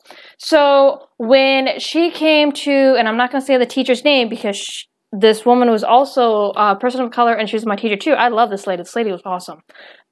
She came to this teacher. This teacher called it for what it was. It's like, oh, you raped by 5 guys. So this got word back to the staff, and this teacher got told by the staff to stop calling the situation for what it was, because the girl did not agree to have sex with 5 guys, but she was made to. And what happened to the girl, she got terminated from the program. She was not allowed to come back. Guys didn't get in trouble, however. The girl did. And I'm not kidding about that. When it comes to environments like that, and this was in Chicago, mind you, and this happened in the trade school. So, well, I was there, and so whatever happens else on the street is much, much worse. And for any of you who know neighborhoods like Chicago, or like the back neighborhoods or whatnot, and this I think counts for Detroit, Michigan, places like that, when something happens, it's not brought to anyone's attention, because if you're caught talking about it, your butt is more than likely going to get killed, or you're going to get the shit beat out of you. That is their culture, not everybody's culture. People of color, or black people, but that is a lot of the culture that surrounds a lot of the victims, because if they come out, they're asking for it, and that is the ugly nature of that sort of thing. And that's kind of what happened at my trade school, because she did get in trouble. The teacher was not allowed to call it for what it was, because when she told us the story, I went, did anybody get in trouble? She goes, no, the girl got terminated from the program. It's that messed up. So I don't really see this as much of a lecture. The Brett Kavanaugh stuff, you toss that in the garbage. No. But as for the other stuff, talking about how they are silenced, it's part of, and I'm not trying to sound racist, but if any of you have ever lived in Chicago or any of those other places like Chicago, those back neighborhoods, because the trade school I went to was in smack dab gang territory, Kedzie Street, 5 gangs, not a fun neighborhood. But anyway, for anyone who has had experience, you know exactly what I'm talking about. So a lot of what happens, a lot of people are made to shut the hell up. News crews even talked about how when something happens in that neighborhood, everybody avoids the news crew because, like, they're the plague. Because if their face is shown on the news, people are going to go and beat the crap out of them or kill them. I'm not kidding. This is how bad it is. So I can actually understand what they're talking about there. So yeah, New Orleans had a similar thing. I remember a guy said, if you talk to the cops. Or it was what was it? It was like a pork and barbecue was the analogy. If you talk to the pigs, if you talk to the pork, you're not going to get any barbecue. In other words, they're going to kill you. You don't. It's part of that. Don't snitch. Yeah. Of course, it only happens with a certain subsegment of the American population, where we can't comment on what their common characteristics are at all. Otherwise, oh my God, we're racist. But yeah, that's very fair, Tyro. Snitches get stitches is kind of popular here too. That's true. I mean, with white people have also appropriated that as well. Well, it's not. Well, no, I will say something too, because, and I've said this because I was talking to Ansgar about it on Twitter. I know we're kind of like we're going to time and things like that, but I talked about it Ansgar on Twitter. You will see these type of things happen in communities that have been left to die, whether it be Latino, people of color, Asian, white. Just many communities have been left to die. So kind of creates like this really, really nasty subculture where people are left to fend on their own, and they're going to find ways to do it. And when people screw up, they're either told to shut up, deal with it, or we're going to beat the shit out of you or kill you. Well, yeah, like look at the again, like these are really old comparisons because I'm an old fart and I don't pay attention to the newer stuff. But like the Italian communities, the Chinese communities, and the Irish communities, anywhere from the 30s to the 60s, were very anti-police, and they would fend for themselves usually by forming certain organizations like the mafia families for the Italians, the IRA subsections for the Irish, and the Yakuza for the Chinese. Oh no, triad. Chinese or triads. Oh no. Speaking Japanese of which, were the Yakuza. Yeah, Kusa's Japanese triad. Speaking of which, that is another gang that hangs on down in Chicago, but I hear it's Chinatown. Now, granted, I've seen some gang members here and there, or some people who affiliated with the gangs when I was going to Job Corps because they would honk at you. Like, if you get honked on Chicago, that don't mean you're pretty. It means we're watching you ass, you fuck up, you die. That's what that means. Oh, yeah, like, the triad were particularly bad with that. Well, I don't see, that's the thing. In Chinatown, Chicago, I never saw any of the triad. We were told of them, and we got alerted to one during a tour of Chinatown when we were driving in a van. But otherwise than that, I've never seen them. And I know we kind of derailed, so let's try to like kick it back. But we wanted to point this out because this kind of escalated into other things. But no, they have not been active as Chris Matthews has talked about and seen, and there's no events with them. So for Jamie Marchi to even be doing a GoFundMe for these guys is kind of preposterous because, once again, no website, no donate button.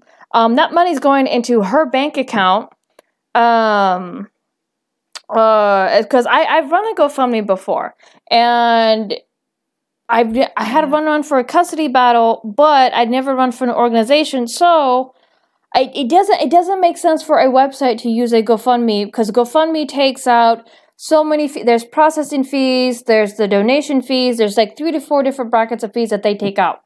So it smells like a scam. Go ahead, Steam. Also, I found their Twitter and they haven't tweeted anything since November. Oh yeah, no, I had their Twitter on screen.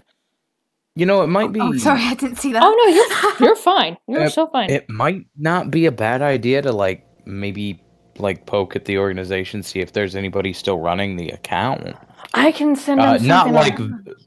Not like mean, but just to be like, hey, are you guys still active? We might be looking into promoting your website so we can push some donations your way. And to be perfectly honest, if it is like an on the level charity, it wouldn't necessarily be a bad idea to push a little bit. What we first need to look into, because you know what, I'm gonna send them a Facebook message right now, is we need to see if actually Jamie Marchi is donated on their behalf, and if not, then she's doing a freaking scam.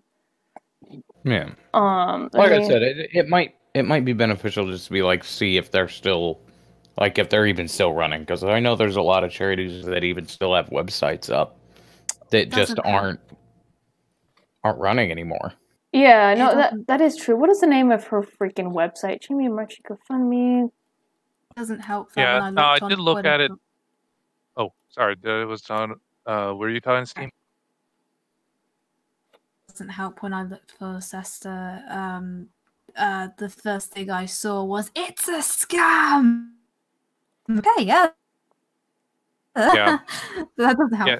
Sorry. Yeah, the SCESA group looks like they are a local group. They on their internship page there, they said they want people who live in either Hartford, Connecticut, or Boston. So it looks like they're a very small local organization. That could be why they don't use social media a lot and why they don't make the news. They could be one of those just basically tiny local charities that just do a little bit, but they're not like a national org. So again, this supports the idea. Jamie Marchi just Googled something that sounded nice, found these guys, and just instantly jumped on the train. She didn't actually dig into them to see what they did what they were doing. I mean, I would imagine she doesn't even know the people who run this at all. Like, I don't think she knows anything about these people other than the name. What was the name of the charity again? Sisters of Color. Ending Sexual Assault. SCESA? Yes, SCESA, yes. Okay. Let me do a thing that Shane taught me to do. And I'm sending that message right now. Looking at the replies on this abandoned Twitter. This is legit Sesta campaign. And any link between the official site and this GoFundMe. Okay, so I went ahead and looked this up because this is something that I think he's a libertarian. I don't really know, but Shane Killian told me that to always check when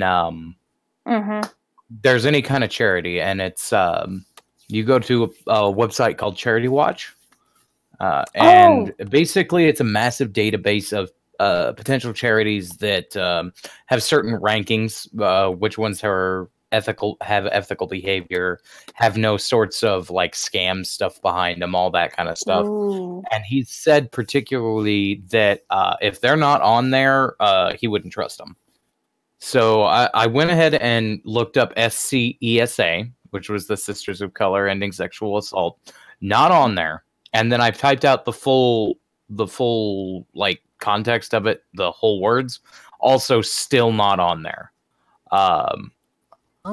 I wouldn't particularly trust this charity just on that alone. So if you can find a something that helps like sexual assault victims, stuff like that, I would encourage you to donate to that sort of a charity. But this one in particular, I wouldn't put any faith or trust behind it. And it may just be because they're local, but yeah. And something else too, because I just sent a message to them, and because I run a public graphic design page, or Chambers of My Heart graphics page. So this tells me how inactive they are, because usually when you send a message to a public page, like if you message mine, you'll get a response, usually replies within 1 hour. Or if people are quicker than me, you'll usually see a response. Thank you for messaging us. We'll get back to you as soon as we can. And you'll see like an average time of maybe 15 minutes for a response. So I did not get jack diddly crap on the page, because I just sent the message. Greetings, my name is Kayla. I have a question for your organization. A Miss Jamie Markey claims to be fundraising on your behalf through GoFundMe. I linked the GoFundMe. If you can verify or debunk this for me, I would greatly appreciate it, as Miss Markey is wrapped up in a controversy considering a past coworker and is being pursued possibly for libel and defamation. Please get back to me when you can. So I did not receive thank you for messaging us. We'll be with you shortly. So this page has been inactive for 3 freaking months, if not, well, no, they posted something back in November. So it's been 3 months or so that it's been inactive. So that tells you that I don't know if this is a dead page. So if they respond to me, I will put it out and I'm going to alert them. Like, I'm going to put this stuff out. But I didn't get any notification as to, hey, we'll get back to you as soon as we can. So that's not a good sign at all. Guys, I've got it. I've broken the code here. I've broken the code. So SCESA is one of the front organizations, I betcha, for the Tides Foundation. And who funds Tides Foundation? George Soros. Oh my God, Tyro! So Jamie Markey is just a front for Soros. Like, this is this is just one of the organizations, though, he's let it lie dormant. Like, well, because he's throwing most of his money like BAM and stuff. So this is one of the groups, like, later on, they'll activate this, and then you'll see the people come up. So Jamie Markey is just giving us foreshadowing of what Soros's grand master plan to destroy the U.S. is. I'm kidding. And gentlemen, by the way, grasshopper Alex Jones. That is a joke. I know it is. All right, no, I'm making it clear because some people may not take it as a joke. I want to make it clear that was a joke. Anyway, sorry. Now, that said, they do claim that they're a national group. I don't see that. They're founded in 2002, so maybe they just died out. Now, the other thing too is the one that most Biswell like to give to is RAINN, RAINN, like the rape and abuse or rape and incest network or something like that. That's the one I see most common. Well, like when a Biswell wants a virtue signal, RAINN is usually the one they give to. So I was surprised to see this SCESA. I've never heard of them before. RAINN's usually the one you see bandied about. A question: is RAINN legit? By the way, because I see it thrown around a lot, but I don't know if they're legit. RAINN was on that list I mentioned of 5 organizations to donate to. Dang. I'll look it up after I go pee because I have to pee. Oh no, go ahead, Ichabod. Okay. The more I'm looking at this organization, the more I'm leaning to this might be a scam. I smell scam. Like, okay. Oh my god. Okay. Can I? Oh, that's why it's not showing up. Get involved. Oh, there's internship opportunities and volunteer. Let's look at internship opportunities. If they do if it's like a free internship thing, I'm gonna be like, okay. Here's something else too. Me Hearties. Okay, so let me point out something to you. For anybody who does their own taxes, this is very important. Because I recognize this number. Let me zoom in. Recognize what number? This is EIN. This is a number that you'll find on W-2s or whatnot for when you get your tax stuff back to turn in your taxes. And guess what I did? So I punched this into Google.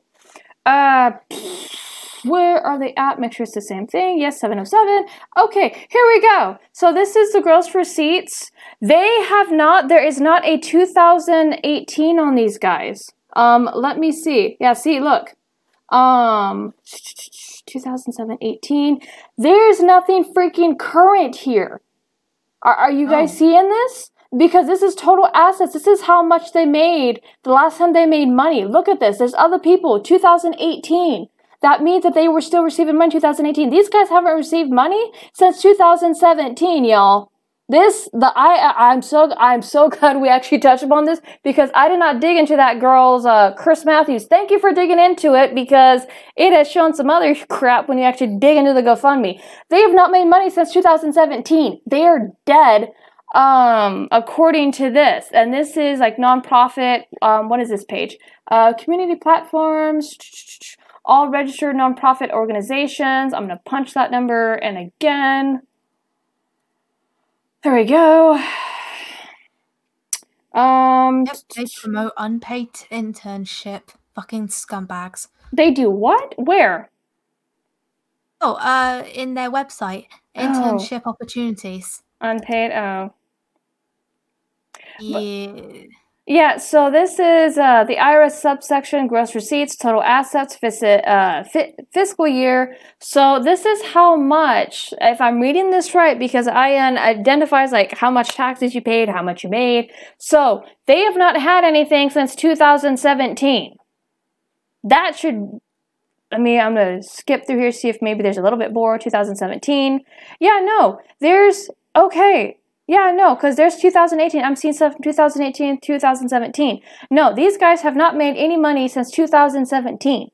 I don't know if they try to boost themselves. Maybe explains the sparse activity.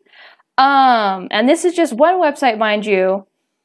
But this is their website who collects all this information. But yeah, 2017.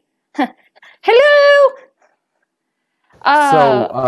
For the RAINN network, it has 3 stars. Apparently, they're very bad with their accountability and transparency, but they're great with their financial stuff. So they're not necessarily a bad organization, but it's Rape, Abuse, and Incest National Network, Thyro. Okay. But I had to check 3 different sites to make sure that the SCESA wasn't like a... Yeah, no, it's nowhere. It's small, if anything. Go ahead. Okay, so it sounds like it was someone's pet project back in 2002. They set up some basic social media stuff for it down the line. they may have basically ran it out of their house kind of deal. And then, because I've had a small time LLC, so I kind of know how that works, where you just have like a small personal project, and then you let it get a little big. Maybe they had a heyday before the social media stuff, and then they've just kind of let it die. And again, I don't think Jamie Marchi did any homework on these people. I think she just Google searched a name, said this group sounds great. Unless we pay off the whole privilege white savior thing, boom. She didn't bother to check if it was any good or not. Or active, so, still active. And this is stupidity. By the way, just to warn you guys, that website caused my virus protection to go fucking crazy. So. Oh. Which one? The donation, the actual website, yeah, the donation. Like as soon as I went on the website, my virus protection went fucking crazy. Oh yeah, that means I have to scan my computer again. I just did that today. Sorry, I shouldn't laugh at that. My virus protection didn't register any complaints, so it could just be something on your end, Miss Team. Probably, but that's the only sketchy website I've been on for like months. So, but yeah, I don't believe that. Oh. But yeah, that should freak you out more about what Jamie Marchi is doing. Like I said, it smells like a scam. The fact that her and Jesse Pridmore share the exact amount, interesting. So the fact that we even went through to the organization proved, they haven't been active since 2017, and they haven't made money active since 2018 in their media, but it doesn't seem that they've made money since 2017. So that, I'll pull it up again, and granted, this is just one website, and I've Facebook messaged them, their page, and if they respond, I will put that out. But yeah, fiscal year. So, and they have nothing listed. If they made money in 2018, it would be on here, as we've seen people with 2018 make money. So, yeah, that should ring a lot of bells. I'm so glad that I caught that little EIN number. Whoops. Let's see. Fuck. I have no freaking idea what that means. But yeah, Avast apparently. It's malware. It means. Well, yeah, malware. no, it's obviously malware, but Oh, crud! no, And that's the SCESA website. You mean? Yeah. Great. So yeah, if you do go to the site, be sure to scan your computer afterwards. I'm not sure what that now is, but yeah, always check your computer after going. This is a sketchy website. I don't know what this tax. Oh, this is called a 99. Okay, $9.99 easy return. Okay, so that is what their tax document is called. So wow, they actually have, and they're based out of Canton, Connecticut. Because this is super sketchy. I don't think return form. I don't think Jamie's that dumb. I think this is a scam, and I'm calling it for what it is. I think this is a scam because if these people reach back out to me going, we don't know what the hell that is or who that is, because if you're fundraising for somebody, here's how this works. Because there's multiple people who have, let's use Markiplier. Perfect example. If you are fundraising for somebody, because Markiplier does it all the freaking time, he will advertise their website, and the website will actually acknowledge that, yes, Markiplier is doing a fundraising for us, and they'll raise money, and he'll say, oh, well, because he'll do like gaming streams, and I think he'll do them for like 24 hours or so. And so, like, after 24 hours, the website will thank Markiplier, and then he'll go, we raised this much for the website. That is how you fundraise. This reeks of a scam. Some of us have been around on the internet much longer or are seen a lot more stuff. God, these people are just stupid, or they think themselves clever and end up biting themselves in the butt. But yeah, let's see if I can pull up something else. Hold on. That's from 2013. What the heck was that noise? Oh, that was my computer. Yeah, but now, Sester's finally pissed me off because now I have to do virus check. Let It's me not see. that hard to make sure your website doesn't have viruses. It's oh my god, it's actually a lot harder than you think, to be fair. Is there a year No, on like this? Optimus 2003. Christ told me how they do it, and it's like it's not as hard as people think. Oh, It's see, and here's the other thing. Oh, look at this. Look at this. You have to log in, but looky here. They have not made money because this is another website. This is called charitynavigator.org, where you punch in that pretty little number, the EIN. Here it is again, and here's all their tax documents, IRS Forms 990. And here it is. They only have record of ones in 2017. So either, there's a couple things going on here. Either this organization did not file in 2018 or didn't file their 2018 taxes, or they just haven't made money since 2017. So there's some, yeah, this is why you research into what you donate to. Hold on. A quick question, though.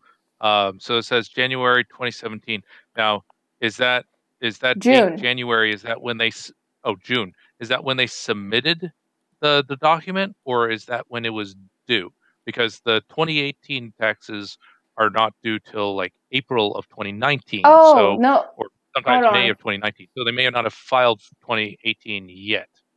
There's still a couple months left on that. 2018. Yeah, no, 2018, you would do your 2018 taxes. Those would get processed January 31st of 2018, and then you get your tax forms and your tax return for 2018 and get it 2019. So the current tax forms that people should be having right now, because yes, there's a time to do them. I believe it is until April of 2019 for the 2018 taxes. But the fact that there is still no record, because it's like we're like hopping into March right now, and that's like we got March and then possibly till the middle of April. But still, that is telling the fact that we got two different websites that list, oh, well, they didn't, only 2017. So there could be a slight chance that they haven't filed the 2018 taxes yet. Done that. So, but the fact that they've gone inactive for 3 months. No. Yeah, and again, it is always kind of sketchy when you don't. Yeah. Hopefully they get back to you. I actually hope it's on the level, because like if it is, then you know it's charity. I support charity work. I have nothing against charity work, but the fact that both Jamie Markey and Jesse Pridbar out of the blue, and I know the stream has gone on longer than usual, out of the blue is like, look, GoFundMe's, look, I need help running. Oh, look how good I am. I'm a white person trying to virtue signal for freaking black people. Shut up. Oh, Okay. God. I got a few DMs. Apparently, a few people don't like that I'm in your stream. Oh, I don't care. Wait, what? Oh, but it's like that's a little funny. Wait, no. What are they saying? Don't name them, but what are they saying? Like, saying, what the fuck are you doing? Why are you associating with her? Oh, what is it? Is it Tonka's people or is it? Oh, for gosh.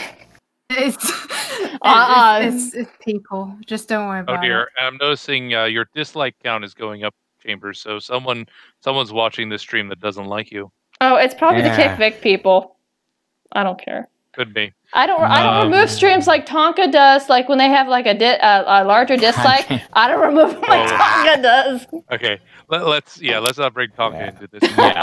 Let's not go down the drama road. Hey, I didn't bring up Tonka. I just said what was in my DMs. No, you're fine. I'm just saying let's not go down the drama. I still count Vamp Candy as a friend. So while I disagree with Tonka's actions, I don't exactly want to like brigade on that.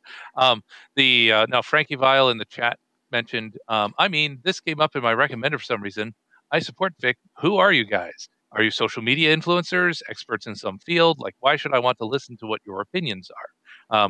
So Frankie, I would say, like in my case, I'm a guy, I did a lot of convention stuff years ago.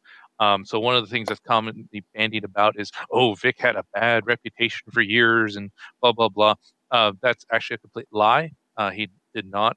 One of the things that I had access to is there's a secret Facebook group where national anime convention leaders all shared stuff. So this included con chairs, vice chairs, and director level, that's what I achieved.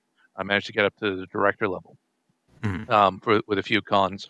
Multiple states, not just in Texas, so can't dox me just by looking at Texas cons.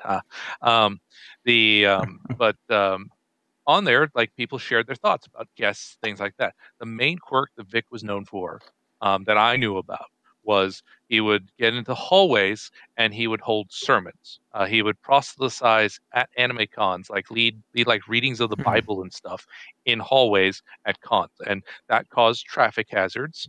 And so eventually cons had to ask him, please stop doing that because it's a safety hazard, it's a fire hazard. Can't do that. That was the only complaint I ever heard about him in all the years that I was doing cons. There was never an accusation of sexual impropriety at all. There were voice actors known for that, and I've forgotten who, so I'm not going to name names. But there were people known for getting handsy with guests, things like that, and there were rules against that as a result of a few voice actors. Vic was not one of them. I can tell you that.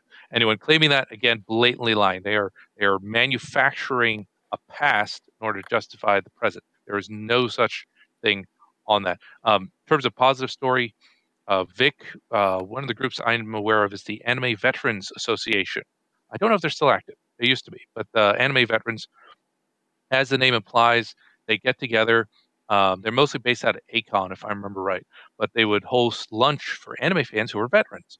And Vic loved that organization. He supported them. He would stop by there anytime he was near. He would raise money for him. He was friends with the owners and the people who ran that group. Really awesome guy.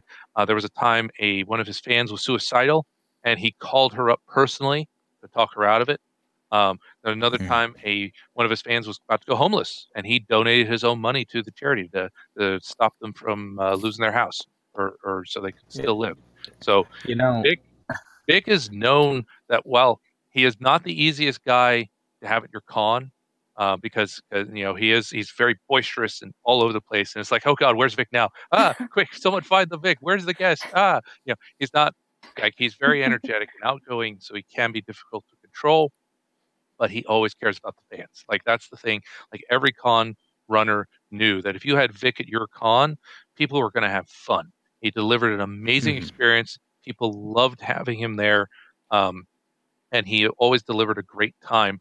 And his fans spent a lot of money. It was always profitable for a convention to have him there. So he always had a strong, positive rep, and I could vouch for that because I saw that personally. Now, obviously, I haven't done cons for a number of years, so if in the last 5 years, if he went creepo mode, okay, maybe, but they're claiming like 10, 15 years here. So no, this is well within the period where I was active. So no, all of that is hogwash. So but there you go, Frankie. That's why you should listen to us. And of course, Chambers and Ichabod are authorities, and Miss Steam, is awesome too.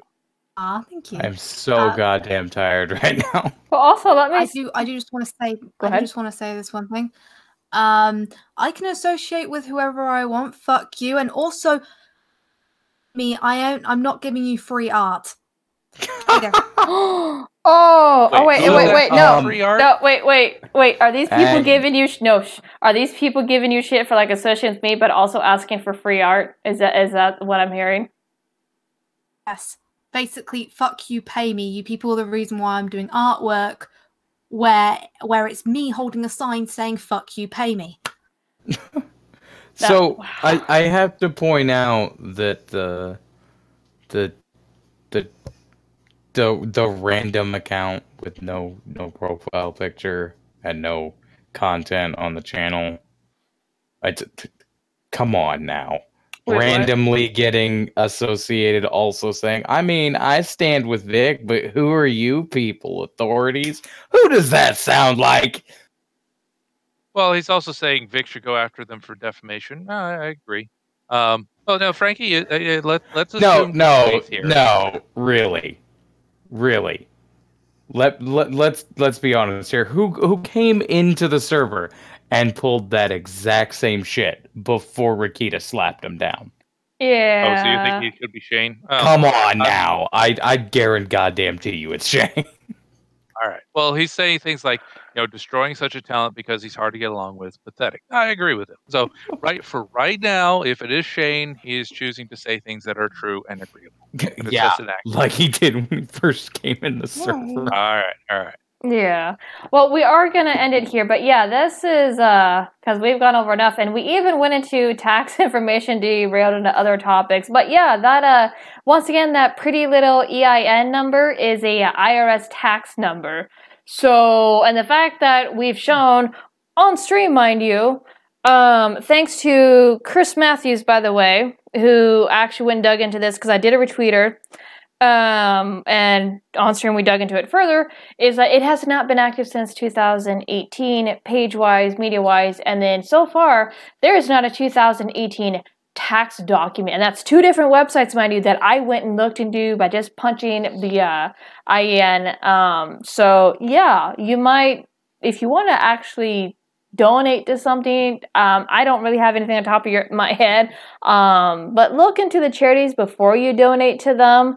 Stop donating to Jamie Marchie's crap. I mean, really, why would anybody, like, I'm serious, go watch how Markiplier is a live stream gamer from the gaming community. Watch how he runs donations, and he actually uses the website as well. So, and I will say, remind me how did Ralph donate for St. Jude's Hospital? Was it through the website as well there, Ichabod? I don't remember. I don't know if you actually remember that. I think he routed like a PayPal to their like donations. Okay, but, yeah, it was PayPal. I don't really remember. I don't watch a lot of Ralph. No, you're fine. It was just a big thing or whatnot. But anyway, this just reeks of a scam. But we're going to wrap it here. Thank you for coming out.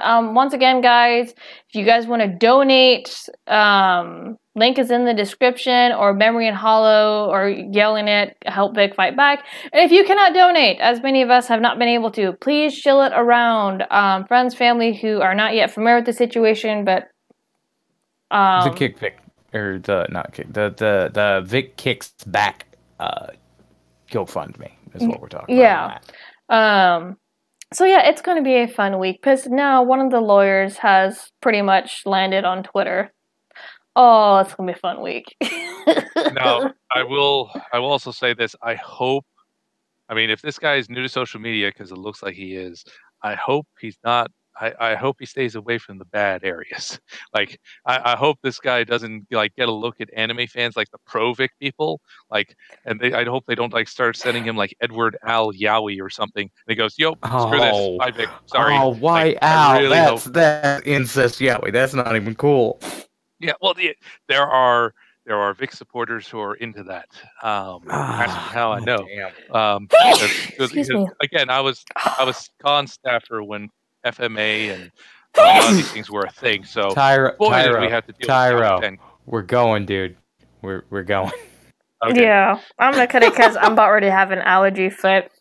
Oh. Okay. Will I see you on Doc tonight, Ichabod? I'm probably going right to bed after this. Sorry, Doc. Are you in the U.S.? What? Are you in the U.S., Ichabod? Yeah. Oh, okay. So it can't be that late for you then. Depends on what time zone. We lost Christine before she could chill. Oh, well, that's a shame. Oh. You okay, Chambers? Yeah, it's allergies.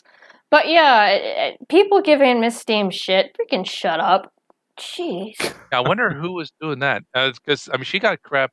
She went on a stream with Scooby a couple months ago, and people were giving her crap for that. And now she's on with you. And they're giving her crap. Like, what have you done to make yourself controversial, Chambers? I haven't heard anything bad about you. It was the Daddy of Five stuff. I'm traditional marriage, but I don't rattle in people's faces. I'm pro-Trump. I'm pro-build the wall. Okay. I'm not for cam people, cam whores. I think all those people need to go back to the dark web and stay there. I try not to associate with them. Yeah. Oh, I got like almost like lynched by them on Twitter because I dared to retweet something and agree with something on a photo. But anyway, yeah, so that's I don't know. I just don't like bullshit. So people stay away. I don't think Miss Steam would get messaged by those folks though. She doesn't hang out with those circles, so I wonder. I mean, she's not exactly surrounded by cam whores. I mean, that's what I'm saying. No, but I think it's either. And you're, pro-Trump. Join the party. I associate with Aiden Paladin. Tyro, want to go to bed, dude? Come on.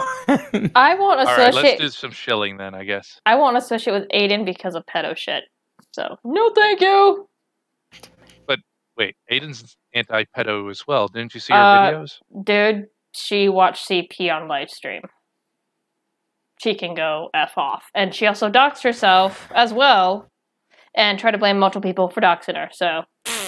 All right, we're going to have to disagree on that one. I am a big Aiden Paladin fan. She's one of my key inspirations on YouTube, but I will not be. I'm sorry. I'm not going to be like, "Oh, you're a terrible person for saying this." But I'll disagree with you on that one. But, all right, come on now. All right, so let's do shilling. So let's see. So Go ahead. I am Tyro and Koei. Check me out on YouTube. I have a video about how to fight the Baizuo in anime. Out right now, it's called Ro Fight the Baizuo. It's an anime reference. Go and log on. It tells you if you want to know what you can do right now to help take back the anime industry. That gives you 8 action steps you could start immediately, and it would be a big help. I've got a second video coming that digs into the use of fan subs as a form of protest, kind of following on the trail of Unicosaurus or whatever his name is, because he did a couple of videos that were pretty good. I'm throwing my own hat into the ring on that. I'm going to have another video about Black Panther coming up here soon. Lo-Fi finished editing the audio for me. I just slapped some visuals on it. I'm working on another one on the Captain Marvel. It's going to be a stance of what if the Captain Marvel movie is good? Like, I'm going to start with the opposite. Instead of being pessimist, I'm going to take an optimistic view, and I'm going to outline. Cairo, can we summarize this in 20 words or less, man? Come on. All right. I'm sorry. I'm also on Moonifest Destiny. Normally Monday nights at 9 p.m. Central with Lo-Fi, and hopefully Aiden Paladin will be our new host if we can finally nail it down. We might have to move it till Thursday because of my work, because my work sucks and isn't giving me the time off. And for those of you, Miss Steam, she hangs around Citrus Quest. Go check her out. She does have, Ichabod can give you her information. I don't have her information off head. She does YouTube videos, she does art, and I really hope that the reason why she dipped out wasn't bad. And also, Falcon, shut up. Freaking his running his mouth. She needs to buy the apartment under the bus. Shut up, Falcon. But God damn it, I'm trying not to laugh too loud. But feel free to go check out Miss Steam or Blowing Off Steam, which is her streaming channel. Yep, and Miss Steam is on Twitter. She's pretty awesome. I like Miss Steam. We've had her as a guest on Moonifest. She's awesome. And with that, we're going. Go before he starts again. Go before he starts again. Arr.